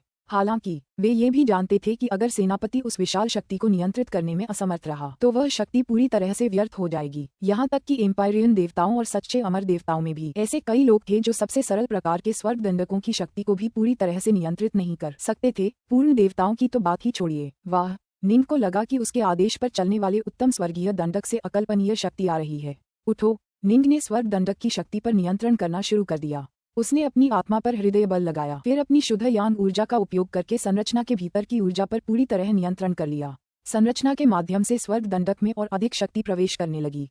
10%, 20%, 30%। निंग के नियंत्रण में अविश्वसनीय मात्रा में ऊर्जा आ रही थी। केवल वही ऊर्जा उसकी थी जिसे वह नियंत्रित कर सकता था। जो कुछ भी वह नियंत्रित नहीं कर सकता था वह केवल व्यर्थ ऊर्जा होगी। अंततः निंग अपनी सीमा पर पहुंच गया। 90%। मुझे स्पष्ट रूप से आभास हो रहा है कि मैं इस उत्तम स्वर्ग दंडक की 90% शक्ति को नियंत्रित कर रहा हूँ। निंग भी स्तब्ध रह गया, क्योंकि वह महसूस कर सकता था कि उत्तम स्वर्ग दंडक की मात्र 10% शक्ति उसके पुराने स्वर्ग दंडक की पूरी शक्ति से कहीं अधिक शक्तिशाली थी, जिसे केवल 3000 दिव्य अमर और 3 लाख शिथिल अमर द्वारा संचालित किया गया था। सौभाग्य से उसका हृदय बल चौथे चरण तक पहुंच गया था, अन्यथा केवल तीसरे चरण के हृदय बल के साथ अपनी आत्मा हृदय बल तकनीक का उपयोग करने पर भी वह शायद इस पूर्ण स्वर्गीय दंडक की शक्ति का केवल 10वां हिस्सा ही नियंत्रित कर पाता। कोई भी यह नहीं बता सकता था कि निंग का स्वर्ग दंडक संरचना पर कितना नियंत्रण था। यहाँ तक कि इस महान संरचना का निर्माण करने वाला आदिम युद्धदेव जिंगटियन यह मानने की हिम्मत नहीं कर सकता था कि एक साधारण स्वर्ग देवता या सच्चा अमर एक संपूर्ण स्वर्ग दंडक पर लगभग पूर्ण नियंत्रण कर पाएगा। बहुत बढ़िया, डेवफादर क्रिम्सन राइट की आवाज जोर से उठी। उनकी आंखों में युद्ध की इच्छा भरी हुई थी। आखिरी युद्ध का समय आ गया है। चलो सीमलेस गेट को पूरी तरह से मिटा दें। मारना, मारना, मारना। अनगिनत अमर और दुष्ट देवता हत्या की इच्छा से उन्मत्त हो गए। बाहर निकलो। डाउफादर क्रिम्सन राइट ने दूर स्थित सीमलेस सिटी की ओर इशारा किया। तुरंत ही धमाकों की एक श्रृंखला सुनाई देने लगी, क्योंकि पूरी विशाल सेना दूर स्थित सीमलेस सिटी की ओर बढ़ रही थी और आगे बढ़ते हुए आकाश को भी धुंधला कर रही थी। अंधकार की विशाल दुनिया के भीतर क्या अपने विशाल सिंहासन पर विराजमान देवराज स्तब्ध और क्रोधित हो गए। वह सचमुच टूट गया। शुद्ध यांग सच्चा अमर बनने के लिए टूट गया। उन्हें इतना मानसिक आघात सहना पड़ा, फिर भी उन्होंने वास्तव में सफलता हासिल की। उसकी आत्मा हृदय बल तकनीक पहले ही महारत के स्तर तक पहुंच चुकी थी। अब जब वह एक शुद्ध यांग सच्चा अमर बन गया है और उसके अधीन एक सीधा स्वर्ग दंडक है, मुझे लगता है कि उसका स्वर्ग दंडक अपने आप में माउंट ड्रैगनीटर के 3 डायर मॉन्स्टर देवताओं के बराबर है। मैंने भविष्यवाणी की थी कि वह एक खतरा बन जाएगा, लेकिन मैं हमेशा एक कदम बहुत धीमा रहा। एक कदम। देवराज क्रोधित, स्तब्ध और पछतावे से भर गया। निर्बाध शहर। दावफादर इंक बांस ने सभी एम्पायरियन देवताओं, सच्चे अमर और सेना कमांडरों को अपने साथ मिलने के लिए बुलाया। दावफादर इंक बैम्बू ने अपने सैनिकों को घूरते हुए धीमी आवाज में कहा, मुझे विश्वास है कि आप देख सकते हैं कि क्रिम्सन ब्राइट क्षेत्र की सेना हमें युद्ध के लिए बुला रही है। उन्होंने उभरने की हिम्मत इसलिए की है क्योंकि उनका जीनिंग पहले ही शुद्ध यांग ट्रू इमॉर्टल बन चुका है। शुद्ध यांग सच्चा अमर, वह शुद्ध यांग स्तर तक पहुंच गया है। क्या उसका दाव साथी यूवेई हम में से एक नहीं था? उसके दाव साथी ने उसे धोखा दिया था, लेकिन वह वास्तव में एक सच्चा अमर बनने में सफल रहा। सीमलेस गेट के अमर और दानव देवता सभी स्तब्ध और चकित थे। पहाड़ों को निगलने वाले महान ऋषि ने आंखें सिकोड़ लीं, फिर बोले, जी निंग स्वर्ग दंडकों को नियंत्रित करने में बेहद कुशल है। इससे पहले भी वह असाधारण रूप से शक्तिशाली था। अब जब उसने भेद तोड़ दिया है, तो मुझे डर है कि उसका स्वर्ग दंडक अपने आप में हमारे 3 आंखों वाले दानव के बराबर हो जाएगा। ठीक है। 9 क्लाउड मिस्ट परियों में से 7वीं परी ने भौहें चढ़ाईं। पिछली बार उस 7 ग्रहों के देवता के प्रकट होने के कारण हमारी सेना लड़खड़ा गई और भाग गई। हम में से कई मारे गए थे। अगर दावफादर गोलेम न होता तो हम उनके मुकाबले सेना में काफी कमजोर होते। अगर जीनिंग और रेड स्नो अपने स्वर्ग दंडक और 7 ग्रहों के देवता का इस्तेमाल करके हमारे दावफादर गोलेम को बांध देते हैं, तो शायद हम हार जाएंगे। सही। उनके ऊपर बैठे दावफादर इंक बैम्बू ने सिर हिलाया। हाँ, इस लड़ाई का मुख्य मुद्दा ये है कि क्या जीनिंग और रेड स्नो साथ मिलकर लड़ते हुए हमारे दावफादर गोलेम को बांध पाएंगे या नहीं। अगर वे इसे बांध सकें, तो उनके पास शेनोंग की दवा का एक और हिस्सा भी है। उनकी संख्या भी हमसे ज्यादा है। हालांकि हमारे पास माउंट ड्रैगनीटर के 3 डायरे मॉन्स्टर देवता हैं, फिर भी हम शायद हार जाएंगे। दावफादर इंक बैम्बू ने स्वॉर्ड इमोर्टल एवरग्रीन की ओर देखा। एवरग्रीन, इस लड़ाई में हम तुम पर भरोसा करेंगे। चिंता मत करो दावफादर। स्वॉर्ड इमोर्टल एवरग्रीन की आंखें तेज चमक से चमक उठीं और उसकी आवाज बर्फीली लेकिन आत्मविश्वास से भरी थी। दावफादर गोलेम में अकल्पनीय शक्ति है। अगर कोई सच्चा दावफादर भी आ जाए, तो भी वह शायद बिना किसी नुकसान के रहेगा। मेरे अधीन दावफादर गोलेम असाधारण रूप से फुर्तीला होगा। दोनों शायद मेरे खिलाफ सेना में शामिल नहीं हो पाएंगे।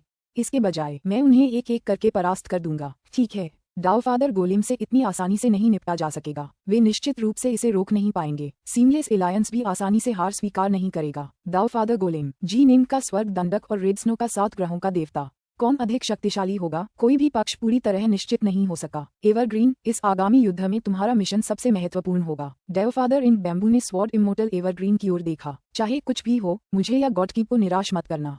दावफादर, जरा भी चिंता मत करो। मैं जी निंग और रेड स्नो के सिर जरूर वापस लाऊंगा और तुम्हें और गॉडकीप को अर्पित करूंगा। एवरग्रीन की आंखों में एक तेज तलवार जैसी आभा दिखाई दे रही थी। उसे खुद पर पूरा भरोसा था। ठीक है। दादाजी इंक बैम्बू ने अपनी नजरों से मुख्य हॉल को घेर लिया। वह गुर्राया, तो चलो बाहर जाकर लड़ें। यह आखिरी लड़ाई होगी। क्रिम्सन ब्राइट दायरे की सेनाओं को तोड़ फोड़ कर कूड़े की तरह साफ कर दो। हाँ। अमर और दुष्ट देवताओं ने आदेश को स्वीकार कर लिया। जल्द ही सीमलेस सिटी के ऊपर की हवा सफेद चेहरे वाले बाढ़ के ड्रैगन, बिफेंग क्रेन, जुयान वानरों और अन्य आतंक जानवरों से भर गई। साथ ही कई एम्पायरियन गॉड गोलेम और 3 आंखों वाले दानव जैसे अन्य शक्तिशाली आकृतियां भी। सभी आकृतियों में सबसे चमकदार वह विशालकाय लाल सुनहरे रंग की आकृति थी जो आसमान में मंडरा रही थी। ये बिल्कुल एक विशाल मकड़ी जैसी लग रही थी और इससे एक ऐसी आभा निकल रही थी जो किसी सच्चे देवता या पिता की आभा से कम नहीं थी। दोनों विशाल सेनाएं दूर से एक दूसरे को घूर रही थीं। मार डालो। एक जबरदस्त गर्जना के बाद सीमलेस गेट की सेना आसमान में आगे बढ़ी और सूरज को ढकते हुए क्रिम्सन ब्राइट रीलिंग की सेनाओं की ओर बढ़ी। पुस्तक 18, अध्याय 53, स्वर्ग और पृथ्वी का विभाजन। हम्फ। स्वॉर्ड इमोर्टल एवरग्रीन महसूस कर सकता था कि वह दावफादर गोलेम के साथ एक हो गया था, और दावफादर गोलेम में जो जबरदस्त शक्ति थी, उस संपूर्ण स्वर्गीय दंडक का आभामंडल भी काफी प्रबल है। यह 9000 दिव्य अमर और 810,000 मुक्त अमर से बनी एक भव्य संरचना के रूप में अपनी प्रतिष्ठा पर खरा उतरता है। इसकी आभा मेरे पिता गोलेम के आभामंडल से कमजोर नहीं है। हालांकि स्वॉर्ड इमोर्टल एवरग्रीन जरा भी चिंतित नहीं था। दरअसल वह काफी तिरस्कारपूर्ण था। ये सब दिखावा है और इसमें कोई दम नहीं है। सिर्फ शक्ति का आभामंडल होने का क्या फायदा? हालांकि यह बहुत शक्तिशाली है, लेकिन उस सारी शक्ति पर नियंत्रण पाना स्वर्ग तक पहुंचने से भी ज्यादा कठिन है। स्वर्गीय दंडक का सबसे सरल संस्करण भी कई एम्पायरियन देवताओं और सच्चे अमरों के लिए नियंत्रित करना मुश्किल है। संपूर्ण संस्करण तो और भी मुश्किल है। हेवन पनिशर्स को 3 स्तरों में विभाजित किया जा सकता है। सबसे सरल संस्करण में 1000 दिव्य अमर और 100,000 मुक्त अमर थे। विशेषज्ञ संस्करण में 3000 दिव्य अमर और 300,000 ढीले अमर थे। हालांकि केवल 9000 दिव्य अमर और 810,000 मुक्त अमर का उपयोग करने पर ही स्वर्ग दंडक पूर्ण होता था, जिससे वह शक्ति के अकल्पनीय स्तर तक पहुंच पाता था। यदि निंद एक शुद्ध यांग सच्चे अमर के रूप में केवल तीसरे चरण की हृदय शक्ति और आत्मा हृदय शक्ति तकनीक पर महारत रखता, तो वह स्वर्ग दंडक की पूरी शक्ति का अधिकतम 10वां हिस्सा ही नियंत्रित कर पाता। इससे कोई कल्पना कर सकता है कि किसी के लिए पूर्ण स्वर्ग दंडक की शक्ति पर नियंत्रण पाना वास्तव में कितना कठिन रहा होगा। मैं उससे अलग हूँ। मेरे पास एक दावफादर गोलेम है और उसकी सारी शक्ति पर मेरा पूरा नियंत्रण है। जी निंग कोई खास खतरा नहीं है। इसके विपरीत वह 7 ग्रहों का देवता है, जिसका आभामंडल मेरे आभामंडल से कमजोर लगता है, जो खतरनाक है। ये 7 एम्पायरियन देवताओं से बना है और रिड्सनो का भी उसकी सारी शक्ति पर पूरा नियंत्रण है। एवरग्रीन के नियंत्रण में दावफादर गोलेम बहुत तेज था। स्विश स्विश स्विश आसमान में विकृत रोशनी दिखाई दे रही थी। दावफादर गोलेम स्वर्ग के विशाल जाल पर रेंगती हुई मकड़ी की तरह लग रहा था। जैसे वह आगे बढ़ रहा हो, क्रिम्सन ब्राइट दायरे की सेनाओं पर सबसे पहले हमला करने वाला। इस युद्ध को सिर्फ गॉड किंग, दावफादर क्रिम्सन ब्राइट और दावफादर इंक बैम्बू ही नहीं देख रहे थे। सच तो ये है कि तीनों लोगों के 90% से ज्यादा दावफादर इस युद्ध को देख रहे थे। दिव्य क्षेत्र पश्चिमी क्षेत्र में माउंट लिंग। भगवान बुद्ध अपने प्रतिष्ठित सिंहासन पर ऊंचे स्थान पर विराजमान थे और प्रकाश की असीम आभा बिखेर रहे थे। उनके चारों ओर का प्रकाश देखने में चकाचौंध करने वाला था और यदि कोई ध्यान से देखे तो उसे 5 तत्वों के रंग स्पष्ट रूप से दिखाई दे सकते थे। उनके नीचे अमिताभ, क्षितिगर्भ, मैत्रेय और बौद्ध संघ की अन्य प्रमुख शक्तियां विराजमान थीं। ये सभी धार्मिक बौद्ध धर्म में महत्वपूर्ण बुद्ध हैं। भगवान बुद्ध आमतौर पर ऐतिहासिक बुद्ध, सिद्धार्थ, शाक्यमुनि का उल्लेख करते हैं। अमिताभ बौद्ध धर्म के अत्यंत लोकप्रिय शुद्ध भूमि संप्रदाय के प्रमुख बुद्ध हैं। क्षितिगर्भ नरक जीवों के बोधिसत्व हैं, क्योंकि उन्होंने नरक में यातना सह रहे सभी लोगों को मुक्त करने की शपथ ली थी। मैत्रेय भविष्य के बुद्ध हैं, जो भविष्य में पृथ्वी पर आएंगे। सिद्धार्थ शाक्यमुनि के उत्तराधिकारी। भगवान बुद्ध, जिन्हें तथागत भी कहा जाता है, त्रिलोक के सर्वोच्च बौद्ध नेता थे। उनकी शक्ति अकल्पनीय थी और उन्होंने जो दिव्य क्षमताएं विकसित की थीं, जैसे वैरोचना रक्षक प्रभामंडल और हथेली के भीतर बुद्ध क्षेत्र, वे त्रिलोक की सर्वोच्च दिव्य क्षमताओं में से कुछ थीं। केवल माता नुवा ही उनसे अधिक शक्तिशाली थीं। उसके नीचे बैठे बुद्ध भी असाधारण रूप से दुर्जेय थे। उदाहरण के लिए अमिताभ ने अपने 1 करोड़ प्रतिरूप बनाए थे। आदिकाल और आधुनिक काल दोनों में ही उनके अनेक प्रतिरूप निरंतर बौद्ध धर्म की शिक्षाओं का प्रसार कर रहे थे। ये कहा जा सकता है कि बौद्ध धर्म के कई सबसे प्रखर व्यक्तित्वों ने अमिताभ से कुछ हद तक शिक्षा प्राप्त की थी। एक प्रचलित कहावत थी, त्रिलोक के आधे से ज्यादा अरहत और बोधिसत्व अमिताभ द्वारा शिक्षा प्राप्त कर चुके थे और इस प्रकार वे अपनी साधना में सफल हुए। 2. धार्मिक बौद्ध धर्म में ज्ञानोदय के संदर्भ में मूलतः arhat greater than bodhisattva greater than Buddha कहा जाता है।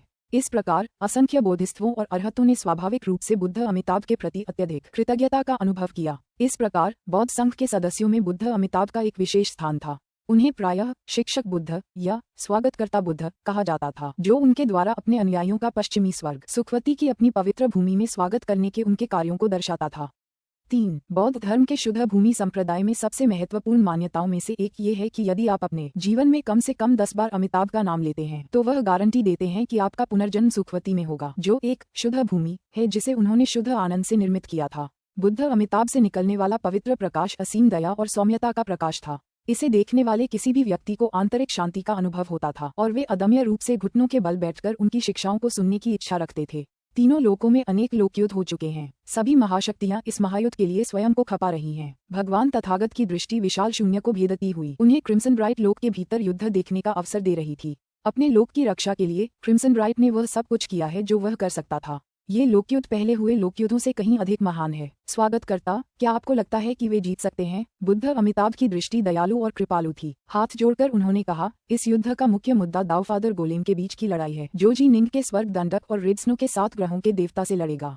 अन्य प्रमुख बौद्ध शक्तियां भी इस पर नजर रख रही थीं। ये स्वाभाविक ही था कि उन्हें इसकी परवाह थी। दिव्य सम्राट का बदलना तो मामूली बात थी, लेकिन एक क्षेत्र युद्ध का कर्म भाग्य पर गहरा असर पड़ता। दोनों पक्ष उस समय कर्म भाग्य के लिए युद्ध में उलझे हुए थे और अंत युद्ध तभी होने वाला था जब दोनों पक्षों को यकीन हो गया कि अब और कोई लाभ नहीं हो सकता।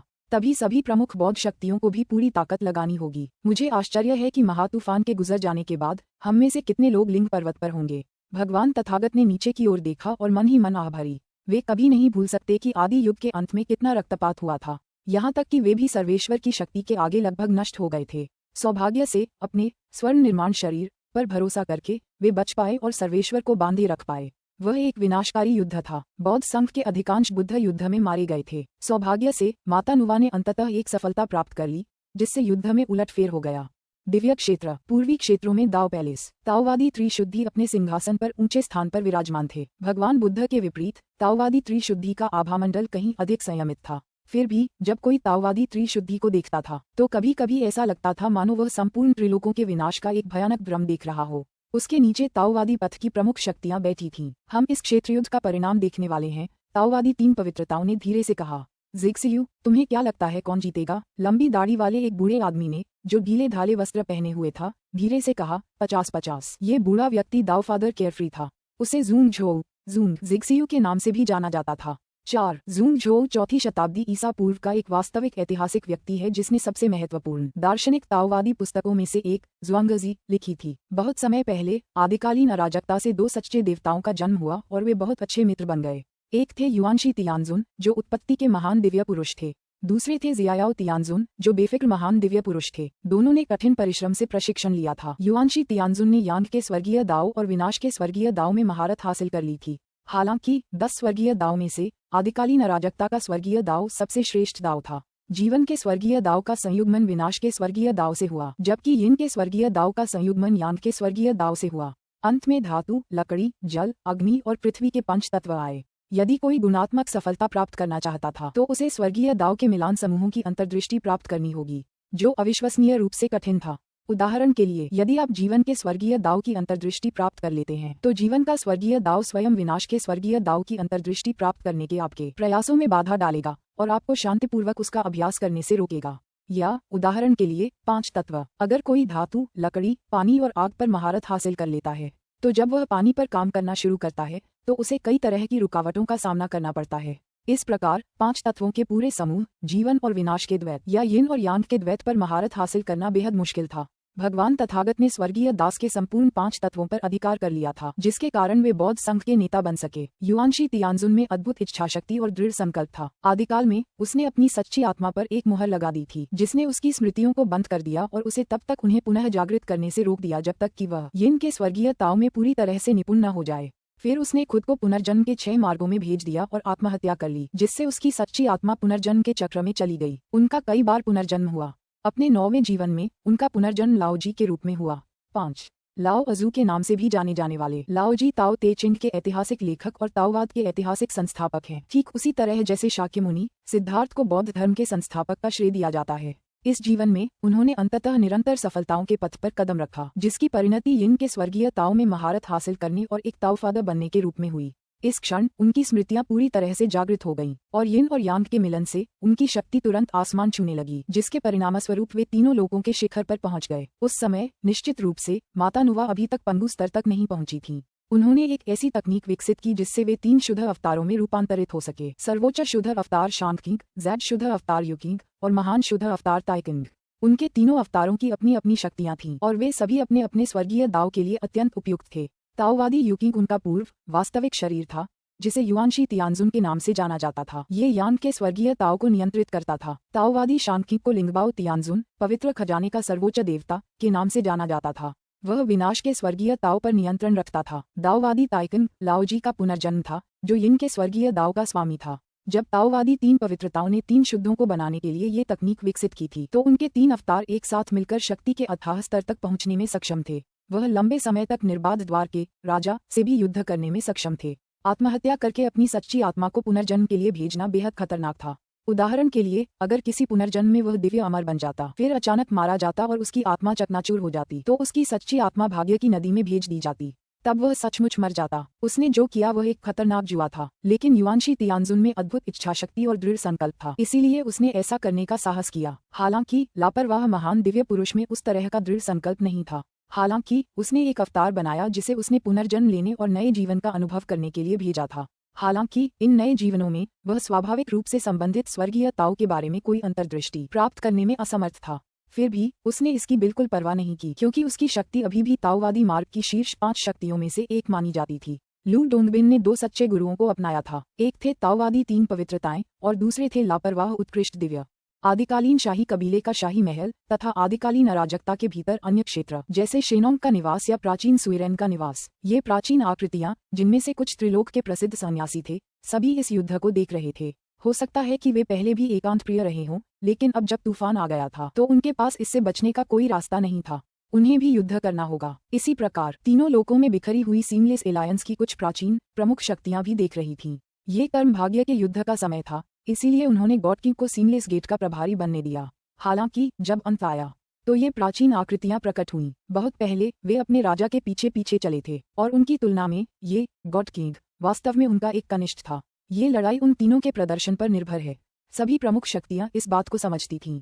युद्ध के मैदान पर डाउफादर गोलेम अपनी ओर से सबसे तेज था, जबकि 7 ग्रहों के देवता और पूर्ण स्वर्ग दंडक क्रिम्सन ब्राइट दायरे की ओर से सबसे तेज थे। वे तीनों अपनी अपनी सेनाओं के लिए भाले की नोक के समान थे और वे सीधे एक दूसरे की ओर बढ़ रहे थे। वाह! जैसे ही विशालकाय मकड़ी आगे की ओर उड़ी, उसने अचानक अपने 2 पतले चाकू जैसे पैरों से हमला किया, जिससे प्रकाश की 2 धुंधली धारियां क्रिम्सन ब्राइट रीम की सेना की ओर उड़ती हुई चली गईं। इसे रोको, सावधान! दूरस्थ इकाइयों ने हमले से बचाव के लिए तुरंत अपनी शक्ति एकत्रित कर ली। Boom boom boom! हालांकि 3 हेवन पनिशर और एक रेन ड्रैगन ने मिलकर हमले को रोका, लेकिन हेवन पनिशर में से एक पूरी तरह से चकनाचूर हो गया। सौभाग्य से डाउफादर गोलेम ने बहुत दूर से हमला किया था, इसलिए हेवन पनिशर के भीतर बहुत कम इमॉर्टल मारे गए। क्या अद्भुत शक्ति है! जी निंग, पहले मुझे उसका परीक्षण करने दो, एम्पायरियन गॉड रेड्सनो ने मन ही मन कहा। स्विश! 7 ग्रहों के देवता ने अपना भाला लहराया। जैसे जैसे स्पेस टाइम मुड़ने और विकृत होने लगा, उसके आसपास के क्षेत्र में बर्फ गिरने लगी। जैसे जैसे वह सीधे डाउफादर गोलेम की ओर बढ़ा, उसकी शक्ति में नाटकीय रूप से वृद्धि हुई। अगर जी निंग स्वर्ग के पूर्ण दंडक की पूरी शक्ति के साथ विस्फोट करता तो उसकी गति 7 ग्रहों के देवता से बिल्कुल भी कम नहीं होती। हालांकि निंग समझ गया था कि एक बार जब वह अपनी पूरी शक्ति का प्रयोग करेगा तो डाउफादर गोलेम का नियंत्रक सतर्क हो जाएगा। इसलिए सबसे अच्छी योजना यही थी कि दोनों के बीच टकराव का इंतजार किया जाए।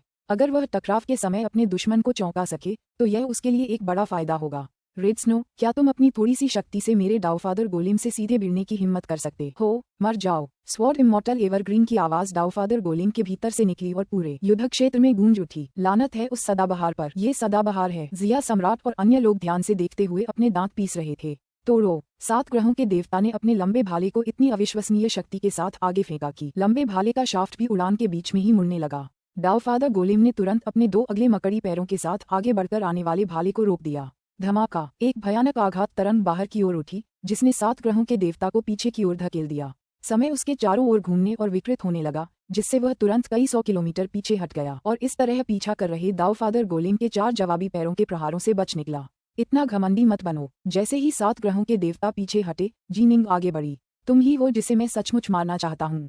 स्वॉर्ड इमॉर्टल एवरग्रीन का मनोबल बढ़ गया। वह 7 ग्रहों के देवता को भी आसानी से हरा सकता था। क्या उसे जी निंग के स्वर्ग दंडक की चिंता होने वाली थी? हाँ, उस आदर्श स्वर्ग दंडक की आभा अद्भुत थी, लेकिन जी निंग वास्तव में कितनी शक्ति को नियंत्रित कर सकती थी? निंग का स्वर्ग दंडक नंगे पैरों से आगे की ओर दौड़ा। उसके हाथों में विशाल आनंद विश्व तलवारों की एक जोड़ी थी। काटना! एक आनंद विश्व तलवार हवा में ऊंची उठी हुई थी, जो पंगु द्वारा ब्रह्मांड की स्थापना के लिए स्वर्ग और पृथ्वी को विभाजित करने की मुद्रा की याद दिलाती थी। ये सीधे नीचे की ओर कट रही थी। यह मुद्रा निंग ने तलवार के ग्रैंड दाव में पूरी तरह से महारत हासिल करने के बाद बनाई थी। 3 पैरों वाली तलवार की 12वीं मुद्रा। हालांकि चूंकि वह अतीत में एक शुद्ध यांग सच्चे अमर होने की अपनी स्थिति को छुपा रहा था, इसलिए उसने पहले कभी इस तकनीक का इस्तेमाल नहीं किया था। अब आखिरकार उसे इसे इस्तेमाल करने का समय आ गया था। 3 पैरों वाली तलवार, 12वां रुख, स्वर्ग और पृथ्वी को चीरना। इस मुद्रा के साथ पूरी 3 पैरों वाली तलवार अंततः सिद्ध हो गई। इन 12 मुद्राओं ने तलवार के महान दाव की संपूर्णता को मूल सिद्धांतों से लेकर उस पर पूर्ण प्रभुत्व तक कवर किया। निंग ने इतना प्रभावशाली नाम स्वर्ग और पृथ्वी को चीरना इसलिए चुना क्योंकि वह बहुत अच्छे मूड में था और उसका हृदय बल प्रभावशाली शासक अवस्था में था। भाड़ में जाओ! स्वॉर्ड इमॉर्टल एवरग्रीन के डाउफादर गोलेम ने दुष्टता से हंसते हुए एक बार फिर अपने 2 सामने के मकड़ी पैरों का उपयोग करके निंग को भी वापस उड़ाने के इरादे से ब्लॉक किया। धमाका! लंबी तलवार 2 मकड़ी पैरों पर गिर पड़ी। इसका सीधा सामना मत करो, सावधान! हालांकि इसका वर्णन करने में समय लगा, लेकिन वास्तव में ये सब बिजली की गति से हुआ। सप्तग्रह देवता के पीछे हटते ही जी निंग की तलवारें तेजी से नीचे गिरीं। इससे एम्पायरियन देवता रेड्सनो और अन्य लोगों को गहरा सदमा लगा। वह जानते थे कि जी निंग ने सप्तग्रह देवता के साथ हुए संघर्ष में डाउफादर गोलेम की अद्भुत शक्ति देखी होगी। जी निंग इतनी मूर्ख कैसे हो सकती है कि उससे सीधे मुकाबला करे? जाने का समय हो गया है। क्या बकवास है! जैसे ही स्वॉर्ड इमॉर्टल एवरग्रीन का मनोबल बढ़ रहा था, उसने अचानक महसूस किया कि उसकी लंबी तलवार से गोलेम में एक अकल्पनीय शक्ति का प्रवाह हुआ है। प्रहार इतना शक्तिशाली था कि उसका डाउफादर गोलेम भी उसे झेलने में असमर्थ महसूस कर रहा था। ये शक्तिशाली था, बहुत अधिक शक्तिशाली। धमाका। जैसे ही निंद का नंगे पांव हेवन पनिशर आगे बढ़ा, उसकी क्रोधित तलवार के वार ने दाऊफादर गोलेम को जमीन पर गिरा दिया, जिससे उसके नीचे की धरती धंस गई। क्या दाऊफादर गोलेम वास्तव में कमजोर है? ये संभव नहीं है। युद्ध के मैदान में हर कोई स्तब्ध था। सीमलेस गेट की सेनाएं दाऊफादर गोलेम की शक्ति पर बहुत आश्वस्त थीं। आखिरकार एवरग्रीन अपनी पूरी शक्ति का इस्तेमाल करने में सक्षम था। हालांकि उस सिद्ध स्वर्ग दंडक के पास एक अद्भुत शक्ति का आभामंडल था जो किसी वास्तविक सच्चे देवता या दाऊफादर के समान था। जी निंग उस शक्ति का कितना हिस्सा नियंत्रित कर सकता था? वह दाऊफादर गोलेम को कैसे दबा सकता था? असंभव। तलवार अमर एवरग्रीन पूरी तरह से क्रोधित हो गया। उसने अपनी पूरी शक्ति लगाकर ऊपर की ओर धक्का दिया और निंग की लंबी तलवार को रोकने के लिए अपनी दो और मकड़ी जैसी टांगें ऊपर की ओर भेजी। 4 टांगें उसे जमीन पर टिकाए हुए थीं और 4 टांगें बचाव के लिए ऊपर की ओर दबाव डाल रही थीं। वह पहले से ही दाऊफादर गोलेम से जितनी शक्ति ले सकता था, ले रहा था। तुम मेरे सामने घुटने टेकोगे? निंग की दूसरी तलवार भी नीचे गिर पड़ी। वही रुख स्वर्ग और धरती को चीरता हुआ, उसे घूरते हुए कोई भी आदिम अराजकता के बीच पंगु को अपनी बड़ी कुल्हाड़ी नीचे की ओर काटते हुए देख सकता था। धमाका। दाऊफादर गोलेम अपने 4 मकड़ी पैरों का इस्तेमाल करके उसे रोक रहा था, जिससे उसके पास खड़े होने के लिए सिर्फ 4 और मकड़ी पैर बचे थे। उस पर पड़ने वाले इस भारी दबाव के सामने जिन 4 मकड़ी पैरों पर वह खड़ा था, वे घुटने के जोड़ों पर दबकर शिथिल हो गए। मौन। दोनों सेनाएं एक दूसरे की ओर बढ़ रही थीं, लेकिन अभी तक असल में युद्ध में शामिल नहीं हुई थीं। दोनों फौरन पूरी तरह खामोश हो गईं। क्रिम्सन ब्राइट रियल्म की सेनाएं, सीमलेस गेट की सेनाएं, सब बस इस नज़ारे को अविश्वास से देखते रहे। पुस्तक 18, अध्याय 54, विमोचन। पूरी तरह से अदम्य दाऊफादर गोलेम वास्तव में एक स्वर्गीय दंडक द्वारा शक्ति में दबा दिया गया था। उन 2 तलवारों ने ऐसे प्रहार किया मानो उनमें स्वर्ग और पृथ्वी को चीर डालने की शक्ति हो। दाऊफादर गोलेम उनकी शक्ति को सहन करने में पूरी तरह असमर्थ था, जिसके परिणामस्वरूप वह घुटनों के बल गिर पड़ा। ये कैसे हो सकता है? सिर्फ वह अकेला। स्वॉर्ड इमोर्टल एवरग्रीन का दिल गुस्से और घबराहट से भर गया। मैं जी निंग को कैसे हरा नहीं सकता? मुझे उसे और रेड स्नो को एक साथ हरा देना चाहिए था। मैं अकेले उससे कैसे हार सकता हूँ? स्वॉर्ड इमोर्टल एवरग्रीन पहले ही दाऊफादर और उसके साथी अमरों के सामने ढेरों डींगे हाँक चुका था और उसकी जीत पूरे रियल्म वार को जीतने के लिए जरूरी थी। यदि वह हार जाता तो बाद में वह सीमलेस गेट का सामना कैसे कर पाता? वह नुवा गठबंधन को पहले ही धोखा दे चुका था। अब उसे सीमलेस गठबंधन में मजबूती से पैर जमाना था। ये लड़ाई उसके लिए अविश्वसनीय रूप से महत्वपूर्ण थी। अरे मूर्ख, तू उससे ताकत में क्यों मुकाबला कर रहा है? चूंकि उसके पास अविश्वसनीय शक्ति है। जल्दी करो और अपनी गति और चपलता का प्रयोग करो। पिता स्याही बांस की मानसिक आवाज में भी घबराहट और बेचैनी थी। जल्दी जल्दी जल्दी। दोनों सेनाएं आपस में लड़ने लगी हैं। तुम्हें जीतना ही होगा। अगर तुम हार गए तो हमारी सेना का सारा मनोबल गिर जाएगा और वह ढह जाएगी। हाँ दाऊफादर, मैं तो बस अभी उसकी ताकत परख रहा था। स्वॉर्ड इमोर्टल एवरग्रीन ने तुरंत जवाब दिया। Swish swish swish. दाऊफादर मकड़ी गोलेम के पतले पैर तेजी से चलने लगे। जमीन को चीरते हुए वह मुड़ी हुई रोशनी की एक लकीर की तरह पीछे की ओर भागा और दूर चला गया। Boom boom boom. Crimson bright क्षेत्र और सीमलेस गेट की सेनाएं भी काफी तेज थीं। वे एक दूसरे के विरुद्ध युद्ध शुरू कर चुकी थीं। दोनों पक्षों के सैनिक एक दूसरे का कत्लेआम करने लगे और कई अमर और दुष्ट देवता नष्ट होने लगे। पिछली बार सीमलेस गेट को भारी नुकसान हुआ था। हालांकि माउंट ड्रैगनीटर के 3 डायर मॉन्स्टर देवताओं ने अपने सहयोगियों का नेतृत्व किया था, फिर भी वे काफी नुकसान में थे। ऐसा प्रतीत हो रहा था कि आसमान में अंधेरा छा गया है और प्राकृतिक ऊर्जा के अराजक भंवर हर जगह दिखाई दे रहे हैं। निम्न के विशालकाय स्वर्ग दंडक ने 2 विशाल आनंद विश्व तलवारें लीं जब वह नंगे पैर आगे बढ़ा और दाऊफादर गोलेम का पीछा करने लगा। जल्दी करो और उस स्वर्ग दंडक और 7 ग्रहों के देवता से छुटकारा पाओ। दाऊफादर इंक बैम्बू ने हड़बड़ाते हुए कहा। जितनी जल्दी हो सके उन्हें मार डालो। अगर तुमने उन्हें तुम्हें बांधने दिया तो हम हार जाएंगे। हाँ दादाजी। तलवार अमर सदाबहार ने अपने दांत पीस लिए। उसकी आंखों में पागलपन दिखाई दे रहा था। वह बहुत ताकतवर है। मैं उससे सीधे तौर पर नहीं लड़ सकता, लेकिन मेरा दाऊफादर गोलेम अविश्वसनीय रूप से तेज और फुर्तीला है। मुझे यकीन नहीं है कि तुम मुझे हरा पाओगे। दाऊफादर स्पाइडर गोलम का विशाल शरीर वास्तव में इतना फुर्तीला था कि निंग की ओर बढ़ते हुए उसने आसमान में प्रकाश की कई घुमावदार धारियां छोड़ दी। जाहिर है स्वॉर्ड इमोर्टल एवरग्रीन निंग के हाथों हारना नहीं चाहता था। मर जाओ। दाऊफादर गोलेम के 4 पतले चाकू जैसे मकड़ी के पैर सीधे निंग के स्वर्गीय दंडक की ओर बढ़े। भाड़ में जाओ। निंग के स्वर्गीय दंडक ने अपने दाहिने हाथ से वार किया और उसके दाहिने हाथ में मौजूद आनंद विश्व तलवार ने आकाश में प्रकाश की एक लहर छोड़ दी। ये तलवार की रोशनी के झरने जैसा था और एक जोरदार टक्कर के साथ दाऊफादर गोलेम के 4 हमलावर मकड़ी पैर इस एक तलवार के वार से पूरी तरह अवरुद्ध हो गए। उलझाओ। निंग की दूसरी तलवार भी जोर से उछली और अविश्वसनीय गति और घनत्व वाली तलवार प्रकाश की धारा में बदल गई। यह नीचे से टकराई, आगे की ओर भेदी, बगल से कटी। तलवार प्रकाश इतने अलग अलग तरीकों से बह रहा था कि मानो तलवार प्रकाश की एक बार दाऊफादर गोलेम को उलझा रही हो। फुश। इसी समय दूर से बर्फ के टुकड़े बरसने लगे। भालाधारी सप्तग्रह देवता भी आ पहुंचा था और आते ही उसका लंबा भाला तैरते हुए अजगर की तरह दाऊफादर गोलेम पर टूट पड़ा। धमाका धमाका। दुर्घटना। निंग के हेवन पनिशर और रेड स्नो के 7 ग्रहों के देवता के लगातार हमले दावफादर गोलेम के शरीर पर गिरे। दावफादर गोलेम पूरी तरह से सुरक्षित था, लेकिन उन दोनों के लगातार हमलों के कारण वह अस्थायी रूप से बंधा हुआ था। धिक्कार है, धिक्कार है, ये कैसे हो रहा है? स्वॉर्ड इमोर्टल एवरग्रीन सचमुच उन्मत्त हो रहा था। वरिष्ठ रेड स्नो, इस दावफादर गोलेम को मेरे पास छोड़ दो, जल्दी करो और हमारी सेना को सीमलेस गेट की सेना को जल्द से जल्द नष्ट करने में मदद करो। निंग ने मन ही मन कहा। जी निंग, क्या तुम्हें यकीन है कि तुम इसे संभाल सकती हो? स्वर्ग के देवता रेड स्नो ने मन ही मन पूछा। मुझे यकीन है, निंग ने जवाब दिया। ठीक है। एम्पायरियन देवता रेड स्नो निंग पर भरोसा करता था। आखिरकार वह निंग को अच्छी तरह जानता था और उसके स्वभाव को समझता था। इसके अलावा ये भी सच था कि सीमलेस गेट की सेनाएं युद्ध के मैदान में कमजोर स्थिति में थीं। सीमलेस गेट के पास एम्पायरियन देवता गोलेम की संख्या बहुत ज्यादा थी। उन्हें मारना दूसरे अमर, दुष्ट देवताओं और आतंक जानवरों को मारने से कहीं ज्यादा मुश्किल था। सीमलेस गेट के 3 आंखों वाले दानव के जवाबी हमले भी काफी जबरदस्त थे। अगर लड़ाई इसी तरह जारी रही तो भले ही वे जीत भी जाएं, उन्हें भारी नुकसान उठाना पड़ेगा। झपटा, बर्फ गिरती रही और स्पेस टाइम मुड़ने और विकृत होने लगा। 7 ग्रहों के देवता हाथ में लंबा भाला लिए अविश्वसनीय गति से आगे बढ़ते हुए सीधे सीमलेस गेट की सेना की ओर बढ़े। क्या 7 ग्रहों का देवता हमला कर रहा है? अच्छा नहीं, उसे रोको जल्दी, अब हम मुसीबत में हैं। सीमलेस गेट की सेना तुरंत घबरा गई। उन्हें अच्छी तरह पता था कि यह 7 ग्रहों का देवता कितना भयानक है। पिछली लड़ाई के दौरान माउंट ड्रैगन ईटर के 3 डायरे मॉन्स्टर देवताओं और कई अन्य एम्पायरियन देवताओं और सच्चे अमर देवताओं को इसके खिलाफ सेना में शामिल होना पड़ा था, लेकिन फिर भी वे इसे हरा नहीं पाए। दावफादर इंक बैम्बू दूर से उल्टे हुए सीमलेस सिटी की दीवारों के ऊपर से देख रहे थे। उनका चेहरा तुरंत बदल गया और वे मन ही मन दहाड़े, सदाबहार, जल्दी करो। 7 ग्रहों के देवता तुम्हारे क्षेत्र से निकल चुके हैं और मुख्य सेना की ओर बढ़ रहे हैं। मेरी सेना उनसे बचाव करने में पूरी तरह असमर्थ है। जितना समय बीतता जाएगा उतने ही ज्यादा लोग मारे जाएंगे। तुम्हारा सामना सिर्फ जी निंग से है। जल्दी करो और उसे खत्म करो, फिर जाकर सेना का साथ दो। वह अकेला है, मुझे उसे मारना ही होगा। स्वॉर्ड इमोर्टल एवरग्रीन पूरी तरह से पागल हो गया था, लेकिन सच तो ये था कि उसके दिल में जरा भी आत्मविश्वास नहीं था। ऐसा इसलिए था क्योंकि जी निंग ने जो शक्ति प्रकट की थी वह उसकी अपेक्षा से कहीं अधिक थी। हालांकि वह ये भी जानता था कि इस पूरी लड़ाई के लिए उसे जी निंग को हर हाल में और जल्दी से मारना ही था। ये जितना लंबा खींचता सप्तग्रह देवता सीमलेस गेट की सेना पर उतना ही बड़ा नरसंहार करते। Sword immortal Evergreen, Daofather Ink Bamboo, गॉडकिक और सीमलेस गेट की अन्य प्रमुख शक्तियों के मूल अनुमानों के अनुसार जी निंग के हेवन पनिशर और रेड स्नो के 7 ग्रहों के देवता दावफादर गोलेम के सामने शायद मुश्किल से ही टिक पाएंगे। अगर 7 ग्रहों के देवता सेना पर हमला करते तो जी निंग तुरंत मारे जाते, जिससे दावफादर गोलेम अकेले ही 7 ग्रहों के देवता से लड़कर उसे मार सकता था।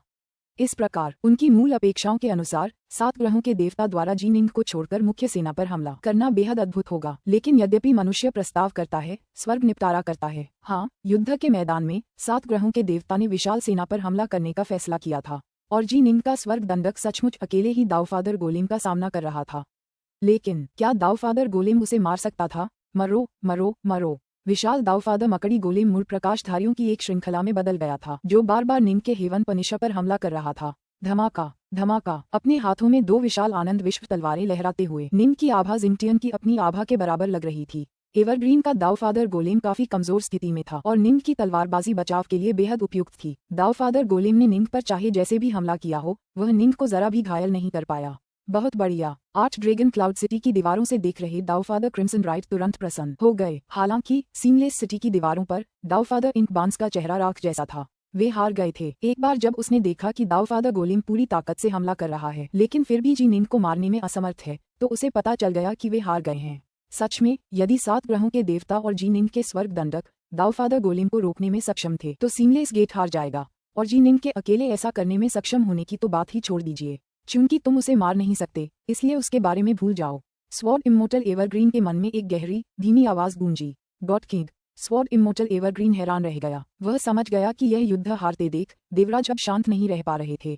अब देवराज स्वयं आदेश दे रहे थे, जल्दी करो और क्रिम्सन राइट दायरे की सेना की ओर बढ़ो। अगर तुम उन पर हमला करोगे तो कम से कम हमारी सेना को पीछे हटने के लिए कुछ समय तो मिल ही जाएगा। आदेश देते हुए देवराज अपना गुस्सा दबा रहे थे। अपनी पूरी ताकत से हमला करो, अपनी पूरी ताकत लगाओ। जितने ज्यादा अमर और दुष्ट देवताओं को तुम बांध पाओगे, हमारी उतनी ही ज्यादा सेनाएं सुरक्षित पीछे हट सकेंगी। हाँ। स्वॉर्ड इमोर्टल एवरग्रीन ने आदेश स्वीकार कर लिया। विशाल दावफादर स्पाइडर गोलेम मुड़ा और तुरंत वहां से जाने लगा। उसका इरादा क्रिम्सन राइट रियल्म की सेना की ओर आक्रमण करने का था। तुम जाना चाहते हो? निंग आगे दौड़ा। उसकी जबरदस्त ताकत उसे बेमिसाल रफ्तार दे रही थी। शायद उसकी हेवन पनिशर फुर्ती के मामले में थोड़ी कमजोर थी, लेकिन सिर्फ दौड़ने की रफ्तार के मामले में वो दावफादर गोलेम से बिल्कुल भी धीमा नहीं था। इस बेहतरीन हेवन पनिशर की 90% शक्ति उसके नियंत्रण में थी। ताकत के मामले में वह डाउफादर गोलेम से काफी अधिक मजबूत था। गति के मामले में वह डाउफादर गोलेम से भी कमजोर नहीं था। फुफ, निंग ने 8 विशाल कदम आगे बढ़ाए, फिर पीछे हटते हुए डाउफादर गोलेम की ओर तलवार की रोशनी से वार किया। क्या? स्वॉर्ड इमोर्टल एवरग्रीन बिल्कुल हैरान था। वह तेजी से मुड़ी हुई रोशनी की एक लकीर की तरह आगे बढ़ा, चकमा देने की कोशिश में। लेकिन विशालकाय स्वर्गीय दंडक, जो सिर्फ एक फर की लंगोटी पहने था, ने एक और जोरदार छलांग लगाए। बस एक कदम में ही वह उसके पास पहुंच गया और एक बार फिर अविश्वसनीय शक्ति से तलवार की रोशनी में हमला कर दिया। आहा, डाउफादर गोलेम पूरी तरह से बंध गया है। ये हमारी सेना के हमलों को धीमा भी नहीं कर सकता। इन्हें मार डालो, सबको मार डालो। डाउफादर क्रिम्सन ब्राइट खुशी से फूला नहीं समा रहा था। उन सबको मार डालो। जिया सम्राट और अन्य लोगों ने अंततः अपने अंदर दबा हुआ सारा गुस्सा बाहर निकाल दिया। रेन ड्रैगन्स, विशाल पंगु युद्ध संरचनाएं और अनगिनत स्वर्गीय दंडक, उन्होंने शत्रु सेनाओं का भीषण संहार शुरू कर दिया। कुछ एम्पायरियन देव गोलम्स का इतना दमन किया गया कि वे जादुई खजानों में भी समा गए, विशेष रूप से 7 ग्रहों का देवता।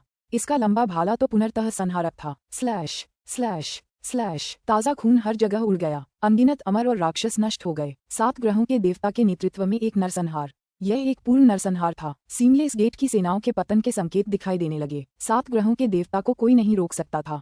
केवल एक ही था जो रोक सकता था, डाउफादर गोलेम, जिसे जी निंग के अकल्पनीय रूप से शक्तिशाली पूर्ण स्वर्ग दंडक ने बांध रखा था। ये कैसे हो सकता है? कैसे? स्वॉर्ड इमोर्टल एवरग्रीन, जो डाउफादर गोलेम का सेनापति था, अब पूरी तरह से स्तब्ध था। उसे इस अंतिम युद्ध में भाग लेने वाला सबसे चमकदार व्यक्ति बनना था, लेकिन इसके बजाय यह एक अप्रत्याशित दुस्वप्न में बदल गया था। सही कहा, एक बुरा सपना। उसके सामने खड़ा ये भयानक स्वर्गीय दंडक, ये तो बस एक स्वर्गीय दंडक था, कुछ दिव्य अमर और विमुक्त अमर प्राणियों से बना एक समूह। यह उसके अतुलनीय रूप से शक्तिशाली डाउफादर गोलेम को कैसे बांध सकता था, जो अविश्वसनीय रूप से कीमती सामग्रियों से बनाया गया था? वह इतना शक्तिशाली कैसे हो सकता है? तीनों लोकों में स्वर्ग दंडक स्वरूप या श्वेत मुख वाला बार्ड ड्रैगन स्वरूप जैसी कई संरचनाएं हैं। ऐसा क्यों है कि जी निंग जिसकी कमान संभाल रही है वह इतना शक्तिशाली है? ये तो होना ही चाहिए था। युद्ध के मैदान पर हावी होने का यह मेरा मौका होना चाहिए था। उनका नरसंहार करने का मेरा मौका होना चाहिए था। स्वॉर्ड इमोर्टल एवरग्रीन अब सचमुच घबरा गया था। वह सोच भी नहीं पा रहा था कि सीमलेस गेट के बाकी सदस्यों का सामना कैसे करेगा। जहां तक निंग का सवाल है, वह पूरी तरह से डाउफादर गोलेम को रोकने पर केंद्रित रहा, जिससे वह बहुत धीमी गति से ही आगे बढ़ पाया। क्रिम्सन ब्राइट दायरे की सेनाओं तक पहुंचने का उसका कोई रास्ता नहीं था। इस तरह क्रिम्सन ब्राइट दायरे की सेनाएं अपने दुश्मनों का पूरी तरह से सफाया करने में कामयाब रहीं। जी निंग, अपना हाथ रोको, अपना हाथ रोको। निंग के मन में गॉड किंग की आवाज गूंज उठी। God king. निंग ने शांति से उत्तर दिया, ये युद्ध है। धमाका। निंग ने एक और तलवार का वार किया, जिससे एक बार फिर डाउफादर मकड़ी गोलेम को घुटनों पर आने पर मजबूर होना पड़ा। तुरंत अपना हाथ रोक लो, वरना अगर मैंने तुम्हारी दाव साथी यूवेई को मार डाला तो मुझे दोष मत देना, मैं उसे सचमुच मरवा दूंगा। गॉड किंग ने सीधे निंग को धमकाना शुरू कर दिया। निंग की आंखें बर्फ की तरह ठंडी रहीं। अगर तुम उसे मारना चाहते हो तो मार डालो। देवराज तुरंत अचंभित रह गए। वह तुम्हारे अनंत नरकों में अंतहीन यातनाएं झेल रही है। अगर तुम उसे मार दोगे तो यह उसके लिए एक तरह की मुक्ति होगी। निंग का जवाब बहुत शांत था, लेकिन उसने देवराज के दिल में बर्फ जमा दी। पुस्तक 18, अध्याय 55, पर्दा कॉल। चलो वापस चलते हैं। गॉड किंग ने मन ही मन डाउफादर इंक बांस को संदेश भेजा, सीधे पीछे हटना। डाउफादर गोलेम की सुरक्षा के बिना उनका नुकसान बहुत बड़ा होगा। ज्यादातर शायद मर जाएंगे। क्या तुम यूवेई का इस्तेमाल जी निंग को धमकाने के लिए नहीं करने वाले थे? क्या ये बेकार था? अगर वह अपना हाथ थोड़ा सा रोक ले तो डाउफादर गोलेम बचकर निकल जाएगा और हमारी वापसी की रक्षा करने में मदद करेगा। डाउफादर इंक बैम्बू ने जवाब दिया, अगर वे बेतरतीब ढंग से बिना सुरक्षा के पीछे हटना शुरू कर देते तो क्रिम्सन ब्राइट दायरे की पीछा कर रही सेनाओं से उनकी रक्षा करने वाला कोई नहीं होता। यह एक घोर नरसंहार होता, और इस बार ये पिछली बार से भी बदतर होता। पिछली बार दोनों सेनाएं लगभग बराबर ताकत की थीं, लेकिन सीमलेस गेट को फिर भी भारी नुकसान हुआ था। इस बार ताकत का अंतर काफी बड़ा था। मैं कुछ नहीं कर सकता, देवराज ने मन ही मन कहा। वापस चले जाओ। हम जितनी जल्दी हटेंगे हमारी सेना उतनी ही ज्यादा बचेगी। ठीक है। डाउफादर इंक बांस के चेहरे पर एक बदसूरत भाव था। वापस ले लो। डाउफादर इंक बांस की आवाज तुरंत सीमलेस गेट के हर एक कमांडर के दिमाग में गूंज उठी। निकालना, तुरंत वापस ले लो। यह उनके लिए पहले से ही एक असहनीय और कष्टदायक युद्ध था। दरअसल सीमलेस गेट की सेना के कुछ हिस्से इससे पहले ही टूटने के संकेत दे रहे थे। अब जैसे बाढ़ का पानी किसी बांध को तोड़कर बाहर निकलता है, वे टूटने और भागने लगे। ये खत्म हो गया। माउंट ड्रैगनीटर के 3 दायरे मॉन्स्टर देवता प्रकाश की धारियों में बदल गए और भागते समय बिजली की गति से आगे बढ़ रहे थे। कम से कम उन तीनों के लिए तो भागना और जीवित रहना आसान था। डाउफादर गोलेम तो हमारे पीछे हटने की भी रक्षा नहीं कर रहा है। वे तीनों सबसे तेज थे, इसलिए वे जल्द ही सीमलेस सिटी में पहुंच गए। फिर वे पीछे हो रहे नरसंहार को घूरने और आहें भरने लगे। क्या कत्लेआम है। मुझे आश्चर्य है कि कितने लोग बचेंगे। तीनों दिरिदैत्य देवता केवल वहीं खड़े होकर सीमलेस सिटी की दीवारों से देख सकते थे। उन्होंने फिर से युद्ध में उतरने की हिम्मत नहीं की। वे अपनी गति के कारण भागने में सफल रहे, लेकिन यदि उन्हें सैनिकों की एक श्रृंखला ने घेर लिया होता तो वे भी मर जाते। जी निंग का हेवन पनिशर थोड़ा ज्यादा ही शक्तिशाली है। तीनों दूर की ओर देखने लगे। जी निंग का heaven punisher sword immortal evergreen के दावफादर गोलेम से जरा भी कमजोर नहीं था। वह गोलेम को पूरी तरह से बांध सकता था। जी निंग द्वारा दावफादर गोलेम को बांधने के साथ 7 ग्रहों के देवता अब युद्ध के मैदान में अजेय हैं। एक नरसंहार, एक साधारण नरसंहार। तीनों ने सिर हिलाया। उनके जैसे कठोर हृदय वाले लोगों के भी दिल में दर्द हुआ जब उन्होंने ये सब देखा। यह एक दयनीय दृश्य था। नहीं, मुझे बचाओ, मुझे बचाओ। सीमलेस गेट की भयभीत सेना बेतहाशा भागी, लेकिन असल में कितने बच पाए? कुछ तो भागने के लिए मुड़ते ही मारे गए, कुछ भागने के कुछ ही देर बाद घेर लिए गए और कत्ल कर दिए गए। जहां तक एम्पायरियन गॉड गोलम्स की बात है, सीमलेस गेट की भयावह स्थिति को देखते हुए कुछ शक्तिशाली लोगों ने मिलकर उन्हें पूरी तरह से दबा दिया और उन्हें खजानों में बंद कर दिया। भागो, भागो, भागो। सीमलेस गेट की सेना पूरी तरह से भागने पर केंद्रित थी। वे हमें बताते रहे कि वह दावफादर गोलेम कितना शक्तिशाली था, लेकिन एक अकेला हेवन पनिशर उसे दबा सकता था। उन्होंने हम सबका नाश कर दिया है। वह तलवार अमर सदाबहार कचरे का एक बेकार टुकड़ा है। सदाबहार ने हम सबको बर्बाद कर दिया। मारे गए एम्पायरियन देवता और सच्चे अमर देवता भारी आक्रोश से भरे हुए थे। शक्ति के इतने बड़े अंतर के सामने उनका भी वध किया जा रहा था और केवल कुछ ही बच निकलने में कामयाब रहे। ज्यादातर को घेर कर मार डाला गया। आखिरकार क्रिम्सन ब्राइट क्षेत्र की सेना पूरी तरह से उन पर ध्यान केंद्रित कर रही थी।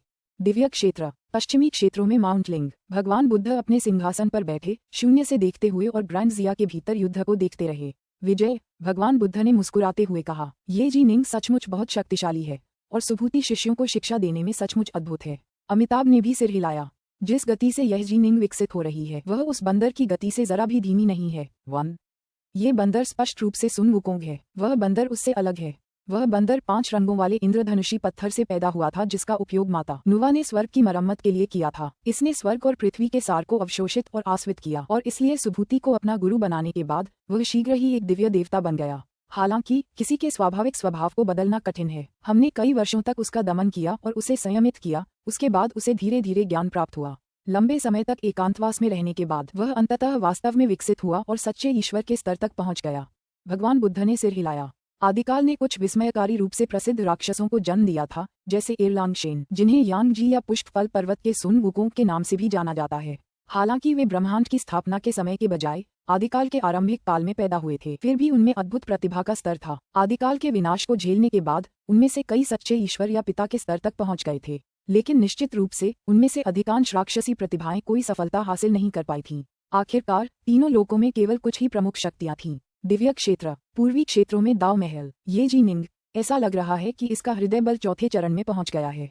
ताओवादी 3 पवित्रताओं ने स्वीकृति में सिर हिलाया। हाँ, अगर उसका हृदय बल चौथे चरण तक नहीं पहुंचा होता तो उसका स्वर्गीय दंडक इतना शक्तिशाली नहीं हो सकता था। वह सचमुच बहुत दुर्जेय है। उसका हृदय बल चौथे चरण में पहुंच गया है और उसने एक आत्मा हृदय बल तकनीक भी सीख ली है। स्वर्ग के देवताओं और सच्चे अमरों में जी निंग सचमुच स्वर्ग दंडक संरचना जैसी संरचनाओं को नियंत्रित करने में नंबर 1 है। ताओवादी 3 पवित्रताओं के नीचे बैठे सभी प्रमुख शक्तियों ने भी सिर हिलाया। इससे पहले वे शायद यह मानते रहे होंगे कि जी निंग केवल हृदय बल के तीसरे चरण तक ही पहुंची थी, लेकिन इस लड़ाई को देखने के बाद खैर कोई भी प्रमुख शक्ति मूर्ख नहीं थी। तीसरे चरण का हृदय बल साधक चाहे कितना भी दुर्जेय क्यों न हो, वह इतना दुर्जेय नहीं होगा। हालांकि चौथा चरण, इसके साथ जी निंग को पहले से ही सबसे सर्वोच्च शुद्ध यांग सच्चे अमरों में से एक माना जा सकता था। भले ही उनके गठन में उनका साथ देने वाले ज्यादा अमर न हों, वह शक्ति में अन्य सर्वोच्च दिव्य धनुर्धारियों के बराबर थे। अन्य अमरों के समर्थन और उनकी आत्मा हृदय बल तकनीक के साथ उनमें निश्चित रूप से एक दावफादर या एक सच्चे ईश्वर की शक्ति थी।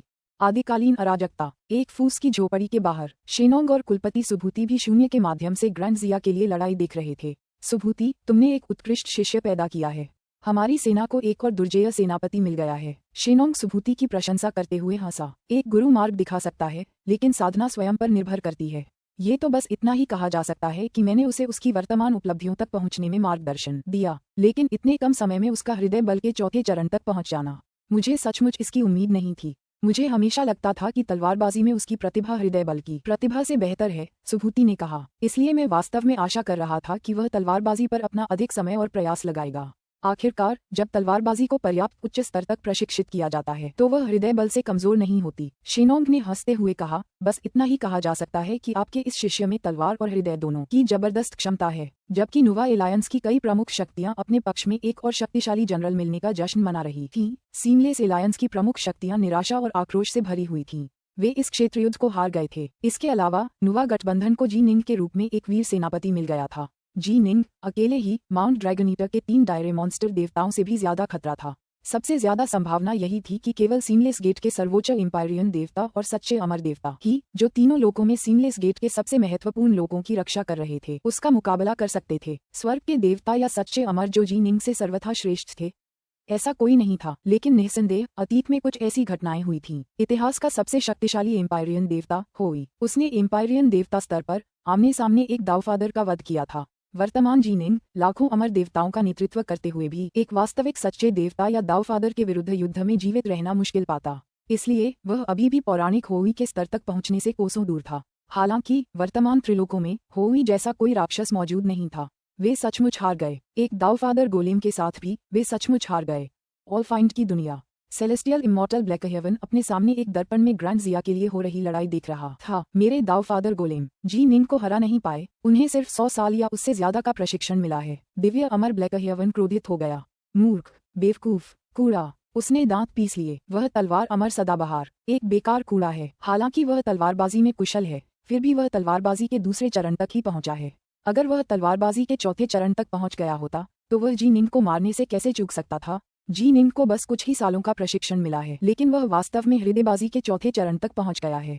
मुझे क्या करना चाहिए? मैं क्या कर सकता हूँ? ब्लैकहेवन हताशा से भर गया क्योंकि उसे अचानक एहसास हुआ जी निंग को मारना उसकी अपेक्षा से कहीं ज्यादा मुश्किल होगा। चाहे कुछ भी हो, मैं स्वॉर्ड इमोर्टल एवरग्रीन को अपने दावफादर गोलेम पर दोबारा कब्जा नहीं करने दूंगा। वह तो बस एक बेकार कूड़ा है। क्रोधित सेलेस्टियल इमोर्टल ब्लैकहेवन ने अपनी सारी कुंठा स्वॉर्ड इमोर्टल एवरग्रीन पर निकाली। दावफादर गोलेम लगातार भागने पर ध्यान केंद्रित कर रहा था। हालांकि निंग उसे रोकने के लिए लगातार आगे बढ़ रहा था, जिससे उसकी गति थोड़ी धीमी हो गई। फिर भी अंततः वह सीमलेस सिटी में भागने में सफल रहा। ये दावफादर गोलेम वास्तव में अटूट था। निंग के लिए इसे नुकसान पहुंचाना बिल्कुल भी संभव नहीं था। विजय, विजय, विजय। पूरे युद्ध क्षेत्र में विजय की धरती हिला देने वाली चीखें गूंज रही थीं। अनगिनत अमर और दानव एक साथ दहाड़ रहे थे और अमर रक्त की अंतहीन धारा ने धरती को नहलाकर उसे अमित लाल रंग में रंग दिया था। निंग के स्वर्ग दंडक की विशाल आकृतियां 7 ग्रहों के देवता के साथ खड़ी थीं। दोनों मिलकर दूर अंधेरे निर्बाध शहर की ओर देख रहे थे। ये खत्म हो गया, 7 ग्रहों के देवता ने मन ही मन कहा। सीमलेस गेट का नुकसान विनाशकारी था। 20% से भी कम लोग बच पाए। ये रियल वार सचमुच खत्म हो गया है। हाँ, निंग के स्वर्ग दंडक ने सिर हिलाया। जी निंग, शक्ति में आपकी वर्तमान सफलता को देखते हुए मुझे लगता है कि आप स्वर्गिक क्लेश का प्रयास करने में सक्षम होनी चाहिए। 7 ग्रहों के देवता ने निंग की ओर संदेश भेजा। पुस्तक 18 अध्याय 56 प्रस्थान। हाँ, एक बार जब क्षेत्रयुद्ध समाप्त हो जाएगा तो मैं अपने स्वर्गिक क्लेश की तैयारी करूंगा। जी निंग ने जवाब भेजा। उसकी मूल योजना क्लेश का प्रयास करने से पहले अपनी आत्मा हृदय शक्ति तकनीक के पूर्ण होने तक प्रतीक्षा करने की थी, क्योंकि इससे उसे बेहतर अवसर मिलेंगे। हालांकि चीजें कभी भी योजना के अनुसार नहीं होती। उसकी हृदय शक्ति तीसरे स्तर से चौथे स्तर तक आगे बढ़ गई थी। यह एक गुणात्मक परिवर्तन था। उसका हृदय बल जितना अधिक मजबूत होगा, स्वर्गिक क्लेश के राक्षस हृदय क्लेश पर विजय पाने की उसकी संभावना उतनी ही अधिक होगी। इस बिंदु तक अब और देरी करने का कोई मतलब नहीं था। यदि मेरा अनुमान सही है तो आप न केवल एक शुद्ध यांग सच्चे अमर बन गए हैं, आपने हृदय शक्ति में भी एक सफलता हासिल की है। 7 ग्रहों के भगवान ने भेजा। हाँ, निंग ने स्वीकार किया। जब उसने अपनी पूरी शक्ति का इस्तेमाल किया और सिर्फ अपने हेवन पनिशर से एक दावफादर गोलेम को बांध दिया, तो उसे पता था कि तीनों लोकों का कोई भी अनुभवी विशेषज्ञ शायद अंदाजा लगा सकता है कि क्या हुआ था। लोकयुद्ध में जीत हासिल करने और सीमलेस गेट की सेनाओं का जितना हो सके सफाया करने के लिए निंग को अपनी असली शक्ति दिखाने में कोई आपत्ति नहीं थी। एकमात्र बात जो मायने रखती थी वह ये सुनिश्चित करना था कि उसके खुलासे का परिणाम सार्थक हो, और अब यह एक ऐसा परिणाम था जो पूरी तरह से इसके लायक था। सीमलेस गेट के कितने ही लोग मर चुके हैं। 7 ग्रहों का देवता उसके बगल में खड़ा था, अमर और दुष्ट देवताओं के खून की नदियों को घूर रहा था जो विशाल जंगल में फैली हुई थीं।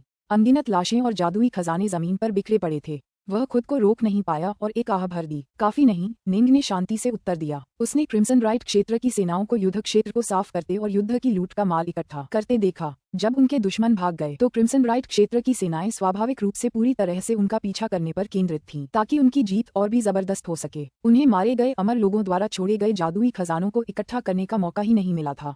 वापस जाओ, काफी देर बाद डाउफादर क्रिम्सन राइट की आवाज गूंजी, जो पूरे युद्ध क्षेत्र में गूंज उठी। आहा, वापस जाने का समय हो गया है, चलो वापस चलते हैं। ये बहुत बढ़िया था। हंसी और खुशी से भरकर क्रिम्सन राइट क्षेत्र की सेनाएं खुश हो गईं। जब पूरी सेना ने निम्न के स्वर्ग दंडक और 7 ग्रहों के देवता को 8 ड्रैगन क्लाउड सिटी में वापस ले लिया, जहां क्रिम्सन राइट क्षेत्र की सेनाएं उल्लासित थीं, वहीं सीमलेस सिटी में मौत का सन्नाटा छाया हुआ था। यहाँ का माहौल भारी और अविश्वसनीय रूप से दमनकारी था। उनमें से बहुत से लोग मर चुके थे। हाय, ये वास्तव में था। माउंट ड्रैगनीटर के तीनों निर्दैत्य देवता बिल्कुल ठीक थे, लेकिन माउंट टोंगलियान के 6 निर्दैत्य देवताओं में से 4 मारे गए थे। 9 क्लाउड मिस्ट परियों में से केवल सबसे छोटी 9वीं परी ही बची थी, बाकी 8 सभी मर चुकी थीं।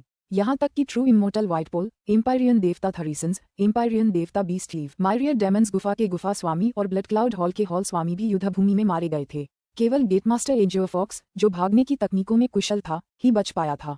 स्वॉर्ड इमोर्टल एवरग्रीन सहित उनके पक्ष में जीवित बचे एम्पायरियन देवताओं और सच्चे अमरों की कुल संख्या केवल 11 थी। विनाशकारी बचे हुए कुछ भाग्यशाली लोगों को केवल 2 भावनाएं महसूस हुई, जीवित बचे रहने की खुशी और अपनी क्षति के लिए दुख। निर्बाध शहर का मुख्य हॉल, बचे हुए स्वर्ग के देवता और सच्चे अमर सभी यहाँ एकत्रित थे।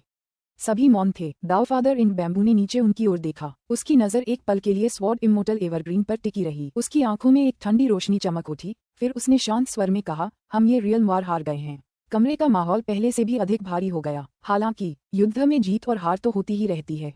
पहले भी कई रियल युद्ध हुए हैं। हमने उनमें से कुछ जीते हैं और उनकी सेनाओं को पूरी तरह से चकनाचूर कर दिया है और उनका नरसंहार भी किया है। डाउफादर इंक बैम्बू ने शांति से कहा, ये 3 रियल्म्स के कई क्षेत्रों में से एक युद्ध था। चूंकि आप सभी बच गए हैं, इसलिए आप सभी के पास अपनी अपनी विशेष योग्यताएं हैं। भविष्य में हमारा सीमलेस गेट नोवा एलायंस के खिलाफ युद्ध जारी रखेगा। हमें आपके युद्ध में बने रहने की आवश्यकता होगी। हाँ, स्वॉर्ड इमोर्टल एवरग्रीन इस बात पर सबसे पहले सहमत हुआ और उसने ऐसा जल्दी से किया। अन्य स्वर्गिक देवताओं और सच्चे अमरों ने भी सहमति व्यक्त की और ऐसा करते समय वे उसकी ओर तिरस्कारपूर्ण दृष्टि से देखने से स्वयं को नहीं रोक सके। सदाबहार डाउफादर इन बैम्बू ने स्वॉर्ड इमोर्टल एवरग्रीन की ओर देखा। उसने ठंडे स्वर में कहा, इस बार तुमने मुझे सचमुच निराश किया है। जी निंग और रेड स्नो दोनों को हराने की बात भूल जाओ। जी निंग अकेले ही तुम्हें अचेत करने के लिए काफी थी। तलवार अमर एवरग्रीन के माथे पर पसीना आ गया। वह समझ गया कि इस क्षेत्र युद्ध में उनकी हार बहुत विनाशकारी रही है। स्वाभाविक रूप से उसे ही इसका दोष स्वीकार करना था। वह तुरंत घुटनों के बल गिर पड़ा, फिर सम्मानपूर्वक बोला, एवरग्रीन ने आपको निराश किया, डाउफादर। जी निंग की शक्ति सचमुच मेरी उम्मीदों से कहीं बढ़कर थी, इसीलिए मैं इतनी बुरी स्थिति में पहुंच गया। चिंता मत करो डाउफादर, एवरग्रीन निश्चित रूप से और अधिक अंतर्दृष्टि प्राप्त करने और अपनी शक्ति बढ़ाने के लिए कड़ी मेहनत करेगा, ताकि वह डाउफादर गोलेम की शक्ति को बेहतर ढंग से प्रकट कर सके। अगली बार मैं जी निंग को जरूर मार डालूंगा। जरूरत नहीं है, डाउफादर इन बैम्बू ने सिर हिलाया। प्रमुख शक्तियों ने पहले ही आदेश जारी कर दिया है। अब तुम्हें डाउफादर गोलेम को नियंत्रित करने की जरूरत नहीं है। स्वॉर्ड इमोर्टल एवरग्रीन का चेहरा तुरंत सफेद पड़ गया। डाउफादर गोलेम पर उसके नियंत्रण ने उसे माउंट ड्रैगनीटर के 3 डायर मॉन्स्टर देवताओं से भी थोड़ा ऊंचा दर्जा दिया था। इसके बिना वह उनसे कहीं कमजोर था। इसके अलावा अगर इस भीषण तूफान के दौरान उसके साथ डाउफादर गोलेम होता तो उसके बचने की संभावना हजारों गुना ज्यादा होती। आखिरकार जब तक कोई डाउफादर व्यक्तिगत रूप से हस्तक्षेप न करे, डाउफादर गोलेम के भीतर छिपे हुए उसे मारना लगभग नामुमकिन था। इस प्रकार स्वॉर्ड इमोर्टल एवरग्रीन को इस डाउफादर गोलेम की बहुत परवाह थी। जब से उसे ये सौंपा गया था, उसने इस पर हमेशा नियंत्रण रखने का मन बना लिया था। स्वॉर्ड इमोर्टल एवरग्रीन हार मानने को तैयार नहीं था। उसने बेचैनी से कहा, डाउफादर, मेरे पास बस समय ही नहीं था। अगर आप मुझे थोड़ा और समय दें तो मैं निश्चित रूप से और भी शक्तियां प्रकट कर पाऊंगा। बस, डाउफादर इंक बैम्बू ने झटके से कहा। तलवार अमर सदाबहार ने अपनी आंखें बंद कर लीं। उसने आदरपूर्वक प्रणाम किया, अपना माथा जमीन पर टिकाया और कुछ नहीं कहा। शांति से अपने प्रशिक्षण और ध्यान पर ध्यान केंद्रित करो। गॉड किंग और मैं दोनों ही तुम पर बहुत कृपा करते हैं। अगर तुम एक डाउफादर बन गए तो तुम डाउफादर गोलेम की तुलना में कहीं अधिक शक्तिशाली हो जाओगे। डाउफादर इंक बैम्बू ने कहा, समझ गया। तलवार अमर सदाबहार ने सम्मानपूर्वक कहा। डाउफादर इंक बैम्बू ने सिर हिलाया, फिर माउंट ड्रैगनीटर के 3 डायरे मॉन्स्टर देवताओं की ओर मुड़ा और भी ज्यादा खुश होकर उसने कहा, स्काईस्वेलोवर, तुम तीनों को इस निर्बाध शहर को ग्रैंड जिया से निकालकर 5वीं दुनिया में वापस भेजने की व्यवस्था करनी चाहिए। समझ गया, तीनों डेरेमोन्स्टर देवताओं ने आदरपूर्वक कहा। तलवार अमर सदाबहार ये देखकर मन ही मन अफसोस और घृणा महसूस करने से खुद को नहीं रोक सका।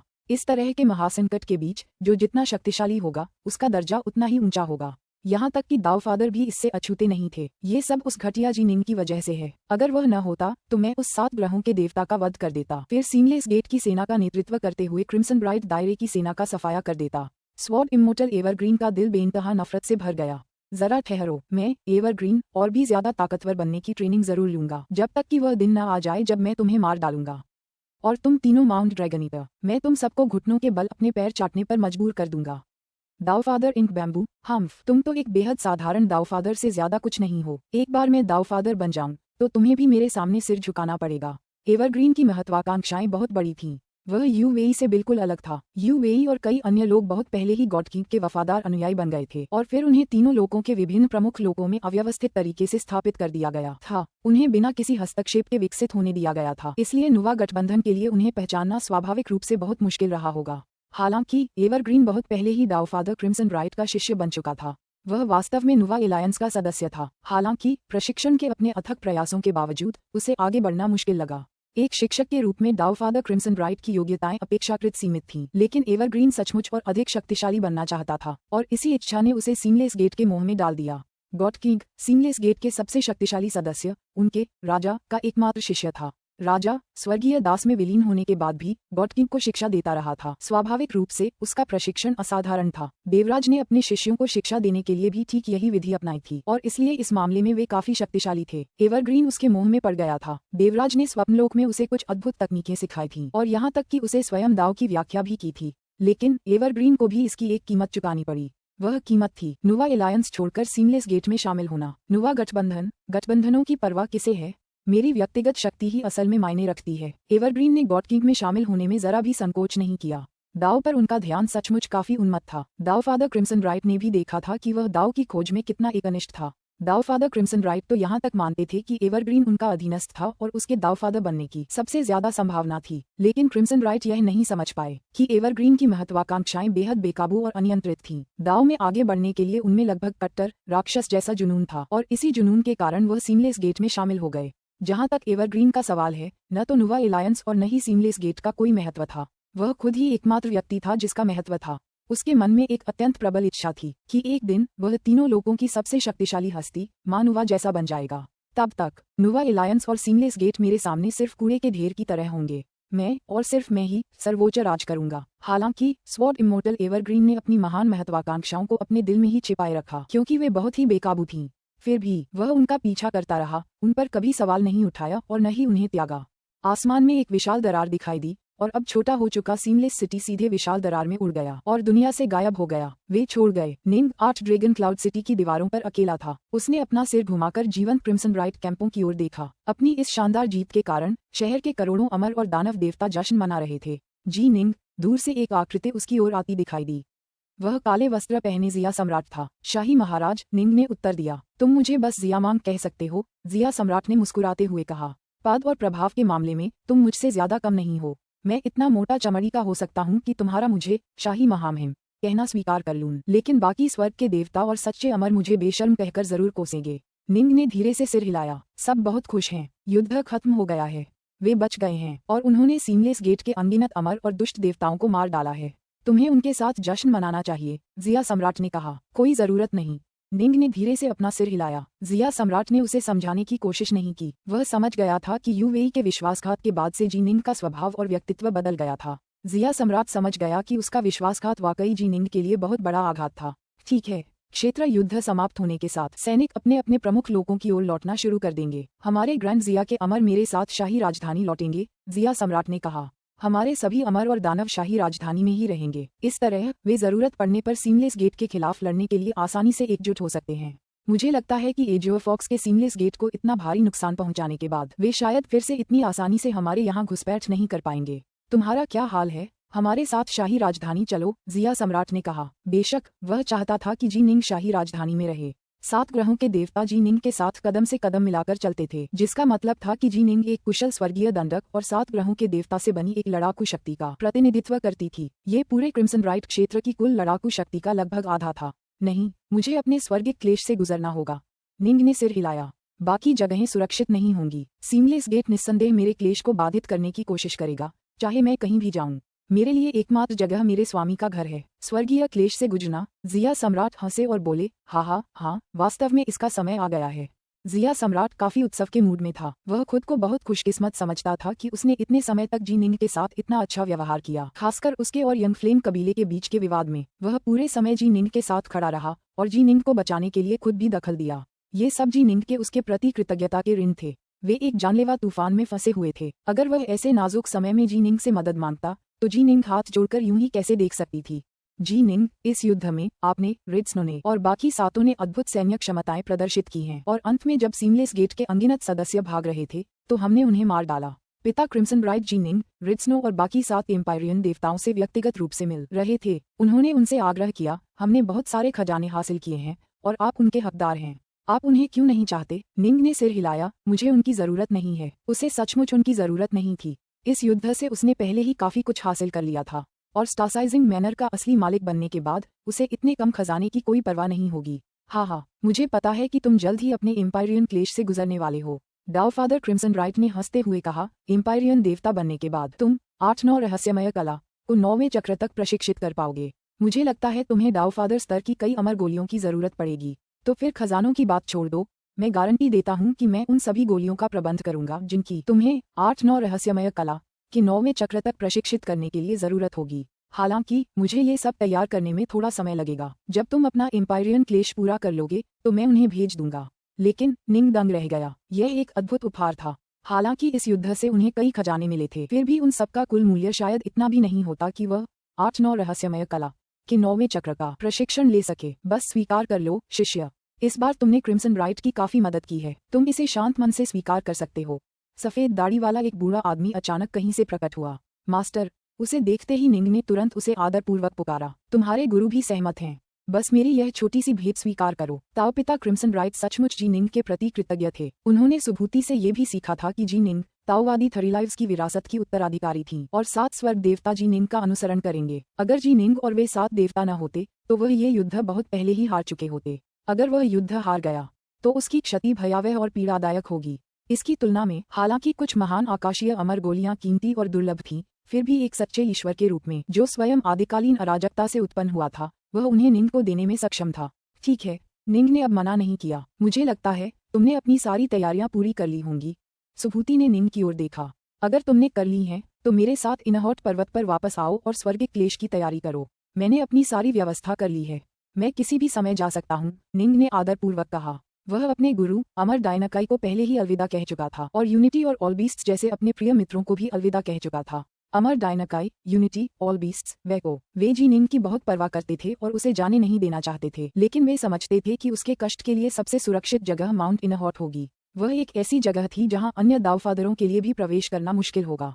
निंग के पास यूनिटी और बाकियों को माउंट इनहॉट पर आमंत्रित करने का अधिकार नहीं था। उसके पास बस उन्हें विदा करने का ही विकल्प था। अमर डायनाकाई और बाकियों ने जिया सम्राट का अनुसरण करते हुए शाही राजधानी की ओर प्रस्थान किया, जहां वे तैनात होने वाले थे। भविष्य में उनसे मिलना ज्यादा मुश्किल नहीं होगा। चूंकि तुमने अपनी तैयारी पूरी कर ली है तो चलो क्रिम्सन ब्राइट, जल्दी करो और उन महान आकाश अमर गोलियों को तैयार करो। जब तुम उन्हें ले लो तो मुझे बताना, मैं उन्हें लेने आ जाऊंगा। सुभूति ने बोलते हुए हाथ हिलाया। फुश, महल के भीतर अचानक एक गहरे भूरे रंग का अंतरिक्षीय भंवर प्रकट हुआ। सुभूति जी निंग और 7 स्वर्गिक देवताओं को सीधे उस अंतरिक्षीय भंवर में ले गए। लगता है उसे अभी स्वर्गिक क्लेश सहना ही है। मुझे भी अभी से गोलियां इकट्ठा करनी होंगी। इस मुद्दे पर विचार करते हुए दावफादर क्रिम्सन ब्राइट जल्दी से अपनी दाढ़ी सहलाने लगे। चूंकि उन्होंने पहले ही दावा कर दिया था कि वे सभी गोलियां खरीद लेंगे, इसलिए उन्हें इसकी पुष्टि भी करनी होगी। मुझे दाववादी 3 पवित्रताओं के दर्शन करने हैं। उनके पास सबसे ज्यादा अमर गोलियां हैं। मैं उनके बदले कुछ खजाने खरीदूंगा। पिता क्रिम्सन ब्राइट अपनी दाढ़ी सहलाते रहे। उनका मूड बहुत अच्छा था। ये रियल वार उन्होंने जीत लिया था। पुस्तक 19, अध्याय 1, 3 लोगों का गुप्त इतिहास। एक स्थानिक भंवर सीधे माउंट इनहॉट के ऊपर हवा की ओर ले गया। जी निंग, रेड स्नो, मेरे साथ आओ, सुभूति ने हवा में निर्देश दिया। हाँ, जी निंग और एम्पायरियन देवता रेड स्नो दोनों आज्ञाकारी भाव से उसके पीछे पीछे चल पड़े। स्नो स्कॉर्पियन, प्राइमलाइट और अन्य एम्पायरियन देवता वे 6 अस्थायी रूप से उस पानी के नीचे के इलाके में चले गए। माउंट इनहॉट के अंदर उस दाववादी मठ के भीतर सुभूति शान से जमीन पर उतरे, फिर कमल की मुद्रा में बैठ गए। निंग और रेड स्नो दोनों आज्ञाकारी रूप से उसके पास खड़े रहे। रेड स्नो, सुभूति ने रेड स्नो की ओर देखा। मुस्कुराते हुए उसने कहा, पिछली बार जब मैंने तुम्हें निहिलम जोन में लड़ते देखा था तो ऐसा नहीं लगा था कि तुमने अभी तक स्पेस टाइम के सार को छुआ भी है। उस युद्ध के कारण, खासकर जब मैंने आपको आक्रमण करते देखा, पैट्रियार्क, मुझे कुछ अंतर्दृष्टियां प्राप्त हुई। मैं समय और स्थान की शक्ति को एक साथ जोड़ पाया और इस प्रकार उस द्वार को खोज पाया जो स्पेस टाइम की ओर ले जाता है। रेड स्नो ने श्रद्धापूर्वक कहा। सुभूति को अब समझ आ गया। जब उसने प्रहार किया था तो स्वाभाविक रूप से उसके प्रहार में अंतरिक्ष समय के अनगिनत रहस्य समाहित थे। रेड स्नो अनगिनत युगों से प्रशिक्षण ले रहा था। वह स्पेस टाइम के क्षेत्र में प्रवेश करने से बस एक कदम दूर था। उस जीवन मरण के संघर्ष के बाद और सुभूति के आक्रमण को देखने के बाद उसके लिए इससे प्रेरित होना कोई अजीब बात नहीं थी। क्या आप जानते हैं कि तीनों लोकों में किस व्यक्ति के पास स्पेस टाइम के बारे में सबसे अधिक अंतर्दृष्टि है? सुभूति ने रेड स्नो की ओर देखते हुए प्रसन्नतापूर्वक मुस्कुराया। मैंने एक बार अपने जागीरदार को ये कहते सुना था, रेड स्नो ने आदरपूर्वक कहा, कि आप कुलपिता पूरे 3 लोकों में स्पेस टाइम पर सबसे ज्यादा नियंत्रण रखते हैं। यही कारण है कि आप बिना किसी निशान के इधर उधर घूम सकते हैं और यही कारण है कि आप अपनी अर्धचंद्राकार दुनिया को एक बिल्कुल अलग आयाम के स्तर पर स्थापित कर पाए। सुभूति ने आह भरी। त्रिलोक वास्तव में तुम्हें बहुत महत्व देते थे, वह तुम्हें कुछ भी बताने को तैयार थे। हाँ, मेरा अर्धचंद्राकार लोक बाकी त्रिलोकों से बिल्कुल अलग आयाम स्तर पर है, इसीलिए वे अन्य देवपिता उसे खोज नहीं पा रहे हैं। गुरुजी, आपका मतलब भिन्न आयामी स्तर से क्या है? निंग ने पूछा। सुभूति और रेड स्नो दोनों ही स्पेस टाइम में साधक थे, और जी निंग के बारे में क्या? उसे स्पेस के ग्रैंड दाव या टाइम के ग्रैंड दाव के बारे में भी जानकारी नहीं थी। स्पेस टाइम की तो बात ही छोड़िए, क्या तुमने कभी लेयर केक देखा है? सुभूति ने निंग की ओर देखते हुए मुस्कुराया। हाँ, निंग ने सिर हिलाया। तीनों लोकों के अन्य सभी लोक लेयर केक की सबसे ऊपरी परत पर स्थित हैं, सुभूति ने हंसते हुए कहा। हालांकि मेरा अर्धचंद्राकार लोक दूसरी परतों में से एक में है। साधारण गति तकनीकें और महान टेलीपोर्टेशन तकनीकें आपको केवल लेयर केक की सबसे ऊपरी सतह पर ही गति करने की अनुमति देती हैं। इसलिए आप चाहे कुछ भी करें, आप मेरे अर्धचंद्राकार लोक में प्रवेश नहीं कर सकते। निंग अवाक रह गया। तो अंतरिक्ष को वास्तव में परतों की एक श्रृंखला में विभाजित किया जा सकता है। स्वर्ग और पृथ्वी स्वाभाविक रूप से अनंत रहस्यों और चमत्कारों से भरे हुए हैं। सुभूति ने सिर हिलाया। अगर ऐसा है तो क्या इसका मतलब यह नहीं है कि क्रिसेंट दुनिया सबसे सुरक्षित जगह है? आपके अलावा गुरु कोई और दावफादर यहाँ प्रवेश नहीं कर सकता। क्या इसका मतलब यह नहीं है कि आप इस भयंकर तूफान से पूरी तरह बच सकते हैं? निंग ने जल्दी से पूछा। नहीं, सुभूति ने सिर हिलाया। मैं इसे टाल नहीं सकता। मुझे लगता है कि मैं अभी इसे अस्थायी रूप से टाल सकता हूँ, लेकिन बाद में मैं ऐसा नहीं कर पाऊंगा। ऐसा क्यों? उनके पास यहाँ घुसने का कोई रास्ता नहीं है। तुम इससे बच क्यों नहीं सकते? निंग ने पूछा। सुभूति ने एक क्षण विचार किया, फिर अपना सिर हिलाया और कहा, मैं अभी आपके प्रश्न का उत्तर नहीं दे सकता। ऐसी कई बातें हैं जो मुझे भी समझ में नहीं आ रही हैं। हालांकि मैं अवचेतन रूप से यह महसूस कर सकता हूँ कि भाग्य पर्दे के पीछे काम कर रहा है ताकि यह सुनिश्चित हो सके कि तीनों लोकों में कोई भी जीवित प्राणी इस विपत्ति से बच न सके। जी निंग, चूंकि आप पहले से ही एक शुद्ध यांग सच्ची अमर बन चुकी हैं, इसलिए मैं स्वाभाविक रूप से आपको तीनों लोकों के कई रहस्य बताऊंगा। लेकिन जो मैं भी नहीं जानता वे मैं स्वाभाविक रूप से आपको नहीं बता सकता। ये याद रखें, यह विशाल ब्रह्मांड बहुत रहस्यमय है। यहाँ तक कि मानवा ने भी अंततः उत्तरों की तलाश में अनंत आदिम अराजकता में प्रवेश करने का निर्णय लिया। निंग ने सिर हिलाया। रेड स्नो, सुभूति ने रेड स्नो की ओर देखा। मेरी अन्य सभी सर्वोच्च तकनीकों के उत्तराधिकारी हैं, लेकिन मुझे अभी तक अपनी सबसे मूल्यवान कुशलताओं, अपनी सर्वोच्च अंतरिक्ष काल कलाओं के लिए कोई उपयुक्त उत्तराधिकारी नहीं मिला है।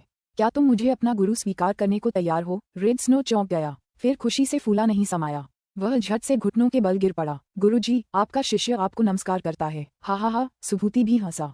तुम उठ सकते हो। आपका कनिष्ठ प्रशिक्षु भाई आपको नमस्कार करता है, वरिष्ठ प्रशिक्षु भाई। उठते ही रेड स्नो ने तुरंत निंग की ओर झुककर प्रणाम किया। निंग तुरंत अवाक रह गया। रेड स्नो ब्रह्मांड के शुरुआती दिनों में पैदा हुआ था, इसलिए निंग उसे हमेशा सम्मानपूर्वक वरिष्ठ कहकर संबोधित करता था। निंग ने कहा, आपका मुझे वरिष्ठ प्रशिक्षु भाई कहकर संबोधित करना बहुत अजीब लगता है। तुम दोनों एक दूसरे को अपनी इच्छानुसार संबोधित कर सकते हो। सुभूति अपने दोनों शिष्यों की ओर देखते हुए मुस्कुराया। आज उसका मूड बहुत अच्छा था। जी निंग की प्रगति की गति बिल्कुल आश्चर्यजनक थी और रेड स्नो सुभूति की सबसे शक्तिशाली कलाओं का उत्तराधिकारी बनने वाला था। सुभूति हंसे। जी निंग कई वर्षों से मेरे शिष्य हैं, लेकिन मुझे लगता है कि उन्हें ये भी नहीं पता कि उनके अन्य शिष्य कितने शक्तिशाली हैं। मैं सचमुच नहीं जानता, निंग ने सम्मानपूर्वक स्वीकार किया। वह जानता था कि उसके गुरु के कुल 19 शिष्य थे। अगर रेड स्नो को भी शामिल कर लिया जाए तो कुल संख्या 20 हो जाती है। निंग को अपने सबसे बड़े शिष्य भाई से लेकर प्रत्येक साथी शिष्य का नाम पता था, लेकिन वह यह नहीं जानता था कि उनमें से प्रत्येक कितना शक्तिशाली था। जी निंग, तुम्हारी शक्ति बढ़ गई है। रेड स्नो की बात करें तो वह दावफादर बनने से बस एक कदम दूर है। मुझे लगता है कि यह महातूफान अपने भीतर कई रहस्य छिपाए हुए है। तुम साथी शिष्यों को एक दूसरे की मदद और सहयोग करना होगा, सुभूति ने कहा। मेरे कई शिष्यों में से कुल 4 सच्चे ईश्वर या दावफादर के स्तर तक पहुंच चुके हैं। 4। निंग और रेड स्नो दोनों चौंक गए। पहला मेरा सबसे बड़ा शिष्य है, सुभूति ने कहा, अर्थात वह लकड़ी काटने वाला लकड़हारा है जो दूर पहाड़ों में रहता है। यदि कभी भी साधना के संबंध में तुम्हारे मन में कोई प्रश्न हो तो तुम उससे जाकर पूछ सकते हो। निस्संदेह वह मेरे शिष्यों में सबसे शक्तिशाली व्यक्ति है। दूसरा मेरा दूसरा शिष्य है, त्रिलोक महल का रक्षक जो हमेशा सोता रहता है, क्रेजी जी। सुभूति ने आगे कहा, क्रेजी जी को वह शिष्य माना जा सकता है जिसने सचमुच मेरी कई तकनीकें विरासत में पाई हैं और वह मेरे जैसा ही है। बौद्ध तकनीकें, ताओवादी तकनीकें उसने सब सीखी हैं। अगर आपके कोई प्रश्न हो तो आप उनसे भी पूछ सकते हैं। सुभूति ने कहा, तीसरा मेरा छठा शिष्य है जिसने पुष्पफल पर्वत जगत का निर्माण किया और उसका स्वामी है सुन वुकोंग। उसे एक बार माता नुवा ने मार्गदर्शन दिया था और वह युद्ध में अत्यंत कुशल है। आखिरी मेरा 12वां शिष्य है ब्लैक टाइगर।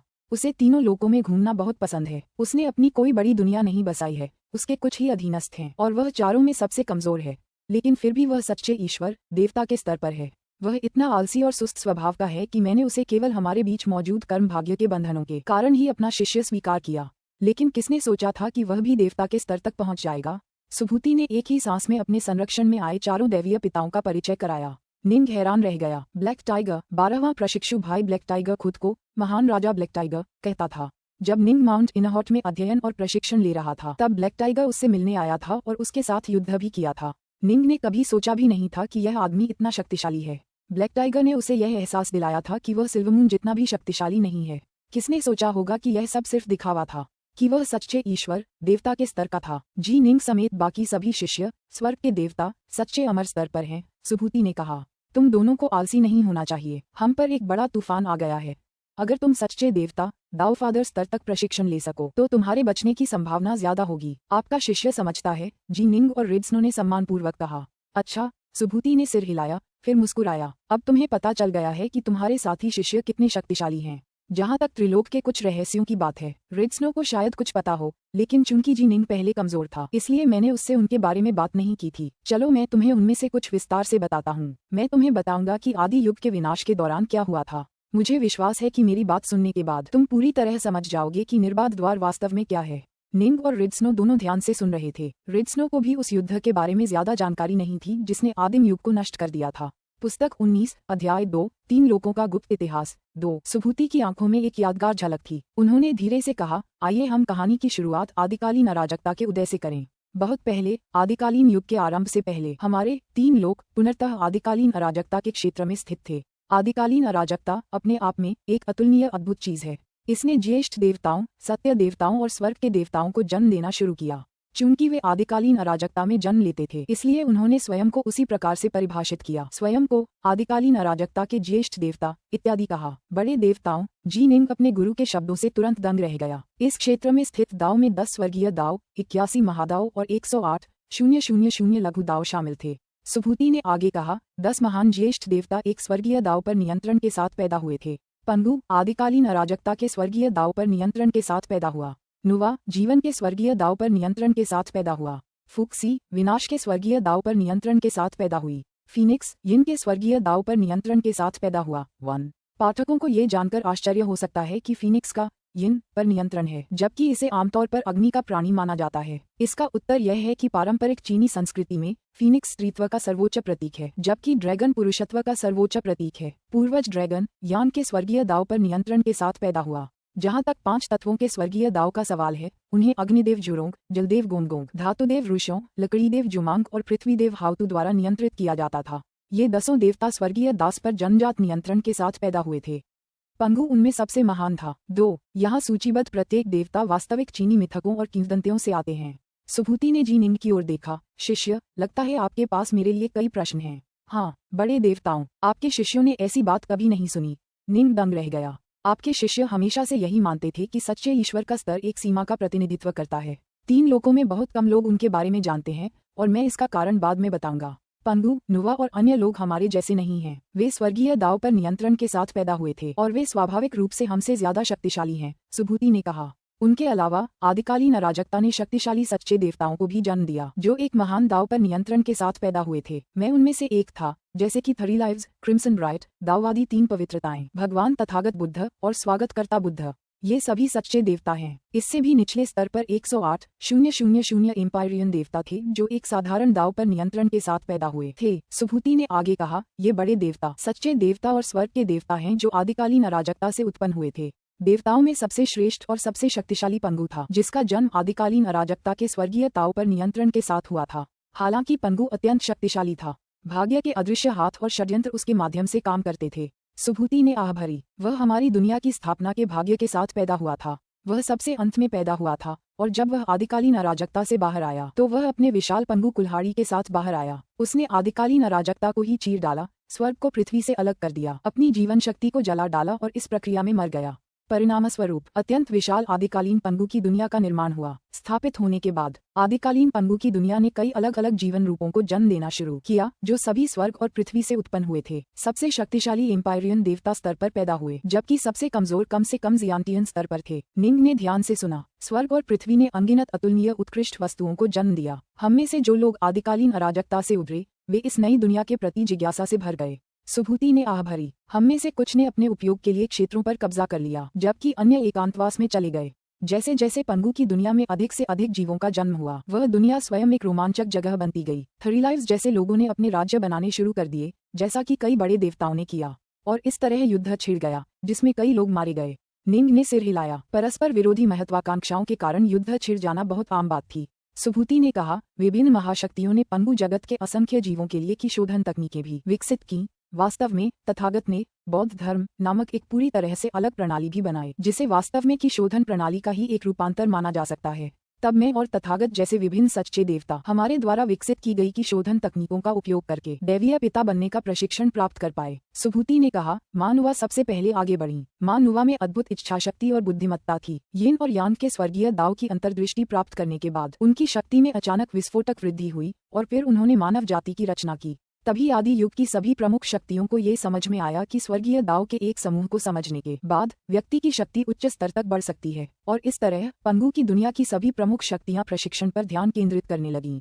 लेकिन फिर उन्हें पता चला कि एक बार किसी विशेष स्वर्गीय दाव में महारत हासिल करने के बाद उसके विपरीत स्वर्गीय दाव में महारत हासिल करना बेहद मुश्किल होगा। उदाहरण के लिए, अगर कोई व्यक्ति जो पहले से ही जीवन के स्वर्गीय दाव में महारत हासिल कर चुका है, उसके विपरीत विनाश के स्वर्गीय दाव का ध्यान करना चाहे, तो जीवन का स्वर्गीय दाव उसे बलपूर्वक विचलित कर देगा। अंतर्दृष्टि प्राप्त करने का कोई तरीका ही नहीं था। बहुत लंबे समय तक माता नुवा के अलावा कोई भी स्वर्गीय दास के मिलान समूह के बारे में जानकारी प्राप्त करने में सक्षम नहीं था। लेकिन तभी ताओवादी तीन पवित्रताएं प्रकट हुईं। ताओवादी तीन पवित्रताएं आदिम अराजकता के सच्चे देवता के रूप में जन्म से ही थीं। उनका मूल नाम युआनशी था। वे अत्यंत प्रतिभाशाली थे। पहले उन्होंने यांग के स्वर्गीय दाव, फिर विनाश के स्वर्गीय दाव में महारत हासिल की। हालांकि वे यिन के स्वर्गीय दाव या जीवन के स्वर्गीय दाव, जो उनके पास पहले से मौजूद दाव के पूरक थे, में कभी भी महारत हासिल नहीं कर पाए।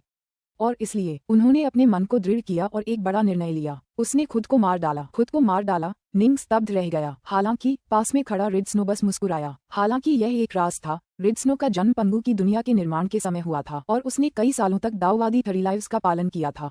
वह इस कहानी सहित कई बातें जानता था। सुभूति ने कहा, ताओवादी तीन शुद्धताओं ने उसकी सच्ची आत्मा पर एक मुहर लगा दी। एक ऐसी मुहर जो उसकी पूर्व स्मृतियों को तब तक बंद कर देती जब तक कि वह यिन के स्वर्गीय ताओ या जीवन के स्वर्गीय ताओ में से किसी एक में भी महारत हासिल नहीं कर लेता। और फिर ताओवादी तीन शुद्धताओं ने पुनर्जन्म के मार्गों में प्रवेश किया, फिर खुद को मार डाला।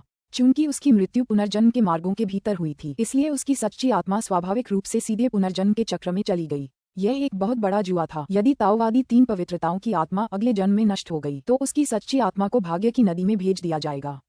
उसका अंत हो जाएगा, सुभूति ने कहा। निंग ने सिर हिलाया। अपनी यादों को तब तक गुप्त रखना जब तक कि कोई यिन के स्वर्गीय ताओ या जीवन के स्वर्गीय ताओ में महारत हासिल न कर ले। दूसरे शब्दों में, जब तक वह एक बार फिर ताओफादर नहीं बन जाता, उसके लिए अतीत की अपनी यादों को फिर से जगाने का कोई रास्ता नहीं होगा। लेकिन बिना किसी अतीत की यादों के एक बार फिर ताओफादर बनना कितना अविश्वसनीय रूप से कठिन होगा। भले ही कोई अपनी सच्ची आत्मा के गुण के कारण अविश्वसनीय रूप से प्रतिभाशाली हो, साधना का मार्ग अविश्वसनीय रूप से खतरनाक था। एक बार किसी की हत्या हो जाए और उसकी आत्मा बिखर जाए तो सब कुछ खत्म हो जाएगा। वह कई बार असफल हुआ। उसका कुल 9 बार पुनर्जन्म हुआ, सुभूति ने कहा। उसके 9 पुनर्जन्मों में से 6 सामान्य मनुष्यों के रूप में थे, जिन्होंने साधना पथ पर चलना भी शुरू नहीं किया था। इस प्रकार मृत्यु के बाद उसे स्वाभाविक रूप से एक बार फिर पुनर्जन्म के लिए भेजा गया। 2 अन्य जन्मों में उसकी मृत्यु जिफू स्तर पर हुई और उसे एक बार फिर पुनर्जन्म के लिए भेजा गया। अंततः अपने 9वें जन्म में उसका पुनर्जन्म आदि मानव कुल के सदस्य के रूप में हुआ। लाओ जी इस जीवन में वह एक अत्यंत तेजस्वी व्यक्तित्व थे। उन्होंने अत्यंत तीव्र गति से प्रगति की, और चूंकि उनके पिछले जन्म की स्मृतियां उन्हें विचलित नहीं कर पा रही थीं, इसलिए वे यिन के स्वर्गीय दाव में महारत हासिल करके दाओफादर बनने तक का पूरा प्रशिक्षण ले पाए। तभी उनकी पूर्व स्मृतियां जागृत हुईं, और यिन और यांग दोनों स्वर्गीय दाव अब उनके नियंत्रण में थे। उनकी शक्ति तुरंत प्रस्फुटित हो गई। फिर उन्होंने 3 शुद्ध व्यक्तियों की तकनीक विकसित की, जो इतनी शक्तिशाली हो गई कि उस समय मानुवा भी उनका मुकाबला नहीं कर पाती। वे वस्तुतः संपूर्ण आदियुग के सर्वोच्च नेता बन गए। चूंकि युआनशी ने 3 शुद्ध व्यक्तियों की तकनीक विकसित की थी, इसलिए उन्होंने स्वयं को ताओवादी 3 शुद्धताएं की उपाधि दी। फिर उन्होंने ताओवादी मार्ग की स्थापना की, कई ताओवादी तकनीकों को आगे बढ़ाया और ताओवादी मार्ग के नेता बन गए। निंग ने जो सुना उससे वह दंग रह गया, क्योंकि पुनर्जन्म की प्रक्रिया के दौरान उसकी स्मृतियां छुपी हुई थीं। इसलिए वह अपने मूल स्वर्गीय दाव से प्रभावित हुए बिना एक पूरक स्वर्गीय दाव की अंतर्दृष्टि प्राप्त करने में सक्षम था। लेकिन यह एक जुआ था। अगर उसकी आत्मा चकनाचूर हो जाती तो वह सचमुच नष्ट हो जाता। सुभूति ने आह भरी। ताओवादी 3 पवित्रताओं के कारण कुल 6 दावपिता थे जिन्होंने अपनी सच्ची आत्माओं पर मुहर लगाने के बाद आत्महत्या कर ली, लेकिन उसके बाद से उनका कोई अता पता नहीं चला। आदिकाल से लेकर आज तक उनका कोई नामोनिशान नहीं है, सुभूति ने कहा। शायद उनकी मृत्यु हो गई है, या शायद वे पुनर्जन्म के अंतहीन चक्र से गुजर रहे हैं। निंग ने मन ही मन आह भरी। निरंतर पुनर्जन्म। जिन देवपिताओं ने आत्महत्या की उन सभी की आत्माएं असाधारण थीं। उनकी प्रतिभा भी असाधारण होनी चाहिए थी। जब तक उन्हें अमरत्व के मार्ग पर चलने का अवसर मिलता वे निस्संदेह ऐसा करते। लेकिन अमरत्व का मार्ग अत्यंत घातक था। किसी शत्रु द्वारा मारे जाने पर उसकी आत्मा छिन्न भिन्न हो सकती थी। आदिकाल को बहुत लंबा समय बीत चुका था। वे 6 देवपिता संभवतः बहुत पहले ही दिवंगत हो चुके थे। उनकी आत्माएं भाग्य की अनंत नदी में विलीन हो चुकी थीं। उन 6 के लुप्त होने के बाद एक बहुत लंबा समय बीत गया और किसी भी अन्य प्रमुख शक्तियों ने पुनर्जन्म लेने का निर्णय नहीं लिया। हालांकि सभी प्रमुख शक्तियों के हृदय दाव पर केंद्रित थे और वे सभी अधिक शक्तिशाली बनना चाहती थीं। सुभूति ने आह भरी। और इस प्रकार बुद्ध तथागत, जो उस समय प्रमुख शक्तियों के बीच एक साधारण व्यक्ति थे, ने स्वयं को पुनर्जन्म के मार्ग पर भेज दिया, आत्महत्या कर ली और नए सिरे से पुनर्जन्म लिया। उस समय तथागत पहले ही 5 तत्वों में से 4 स्वर्गीय दाव में निपुण हो चुके थे। उन्हें बस पृथ्वी के स्वर्गीय दाव में निपुणता प्राप्त करने की आवश्यकता थी, लेकिन वे ऐसा नहीं कर सके। जब भी वे प्रयास करते, अन्य 4 स्वर्गीय दाव उन्हें बाधित कर देते।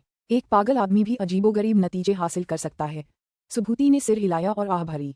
तथागत अपने तीसरे पुनर्जन्म में एक छोटे से मानव साम्राज्य के राजकुमार बने। उनका नाम शाक्य मुनि था। वे स्वाभाविक रूप से एक प्रतिभाशाली, तेजस्वी व्यक्ति थे और अंततः उन्होंने पृथ्वी के स्वर्गीय दाव में महारत हासिल कर ली और एक दावपिता बन गए। उनकी पूर्व स्मृतियां जागृत हो गईं और बौद्ध, जो पहले पंगु की दुनिया के कई संगठनों में से एक थे, की शक्ति में अचानक वृद्धि हुई। इस प्रकार तथागत बौद्ध संघ के नेता बन गए। अब तुमने ताओवादी मार्ग और बौद्ध संघ के नेताओं के सत्ता में आने की कहानियां सुन ली हैं। तुम क्या सोचते हो? सुभूति ने निंग की ओर देखा। अविश्वसनीय दृढ़ संकल्प, अविश्वसनीय इच्छा शक्ति। निंग ने विस्मय से आह भरी। वे दोनों शुरू से ही दावफादा थे। वे अनंत, बेफिक्र आजादी की जिंदगी जी सकते थे, लेकिन दोनों के दिल दाव पर पूरी तरह केंद्रित थे। उच्च स्तर के ज्ञानोदय की खातिर वे अपने अनंत जीवन को दांव पर लगाने को तैयार थे। वे अपनी बाजी जीत गए थे, लेकिन कई अन्य दावफादा हार गए थे। दाव में उच्च स्तर तक प्रशिक्षण प्राप्त करना बहुत अधिक कठिन था। सुभूति ने कहा, उस समय आदिकाल निरंतर युद्धों का युग था। सबसे शक्तिशाली कर्ता वे राज्य थे जिन पर कुछ प्राचीन देवताओं का नियंत्रण था। एक बार जल के ज्येष्ठ देवता गोंगोंग और अग्नि के ज्येष्ठ देवता जुरोंग के नेतृत्व वाले राज्यों के बीच युद्ध छिड़ गया। इन दोनों ज्येष्ठ देवताओं ने पंगु की दुनिया के शिखर पर बेतहाशा युद्ध करना शुरू कर दिया। गोंगोंग ने जब देखा कि उसकी सेनाएं हारने वाली हैं, तो वह पूरी तरह से उन्मत्त हो गया। पागल गोंगोंग ने अपने पागलपन और क्रोध में बुझोऊ पर्वत पर प्रहार किया और उसे चकनाचूर कर दिया, जिसे पंगु ने आकाश को थामे रखने वाले स्तंभ के रूप में इस्तेमाल किया था। परिणामस्वरूप स्वर्ग ही चकनाचूर हो गया। पंगु की दुनिया की नींव ही खतरे में पड़ गई। स्वर्ग और पृथ्वी कांपने लगे, मानो अंत समय आ गया हो। गोंगोंग और जुरोंग दोनों घबरा गए। आदि युग की सभी प्रमुख शक्तियां एकत्रित हुईं दुनिया के विनाश को रोकने के लिए, लेकिन उनमें से किसी के पास कोई उपाय नहीं था। अंततः माँ नुवा ने ही हमें बचाया। ऐसे ही एक महत्वपूर्ण क्षण में उन्होंने वास्तव में एक और सफलता प्राप्त की, जिसके परिणामस्वरूप उन्हें 5 तत्वों के स्वर्गीय दाव पर पूर्ण प्रभुत्व प्राप्त हुआ। उन्होंने स्वर्ग और पृथ्वी से 5 तत्वों का सार एकत्र किया, फिर एक दिव्य पंचरंगी पत्थर का निर्माण किया, जिसका उपयोग उन्होंने आकाश में छेद की मरम्मत के लिए किया। ऐसा करने के बाद ही स्वर्ग और पृथ्वी धीरे धीरे सामान्य स्थिति में लौटे। चूंकि अब वे यिन, यांग और 5 तत्वों की अधिष्ठात्री थीं, इसलिए वे निर्विवाद रूप से आदि युग की सबसे शक्तिशाली हस्ती बन गईं। चूंकि नुवा ने स्वर्ग को स्वस्थ किया और दुनिया को बचाया, इसलिए आदि युग में सभी उन्हें आदर पूर्वक माँ कहते थे। माँ नुवा ज्येष्ठ देव फूशी के बेहद करीब थीं, जो उनके भाई जैसे थे। उन्हें युद्ध पसंद नहीं था, लेकिन उन्होंने देखा कि माँ नुवा लगातार सफलताएं हासिल कर रही थीं, जबकि उनकी अपनी शक्ति जरा भी नहीं हिल रही थी। परिणामस्वरूप उन्होंने आत्महत्या कर ली और खुद को पुनर्जन्म के चक्र में झोंक दिया। उन्होंने अपनी स्मृतियों को गुप्त कर लिया, जो केवल तभी जागृत होंगी जब वे जीवन के स्वर्गीय ताव में निपुणता प्राप्त कर लेंगे। सुभूति ने अपना सिर हिलाया। उनका पुनर्जन्म एक मनुष्य के रूप में हुआ और वे आदि युग के मानव जाति के 3 अधिपतियों में से एक फूशी बन गए। लेकिन आज तक उन्हें अपनी पूर्व स्मृतियां जागृत करनी बाकी हैं।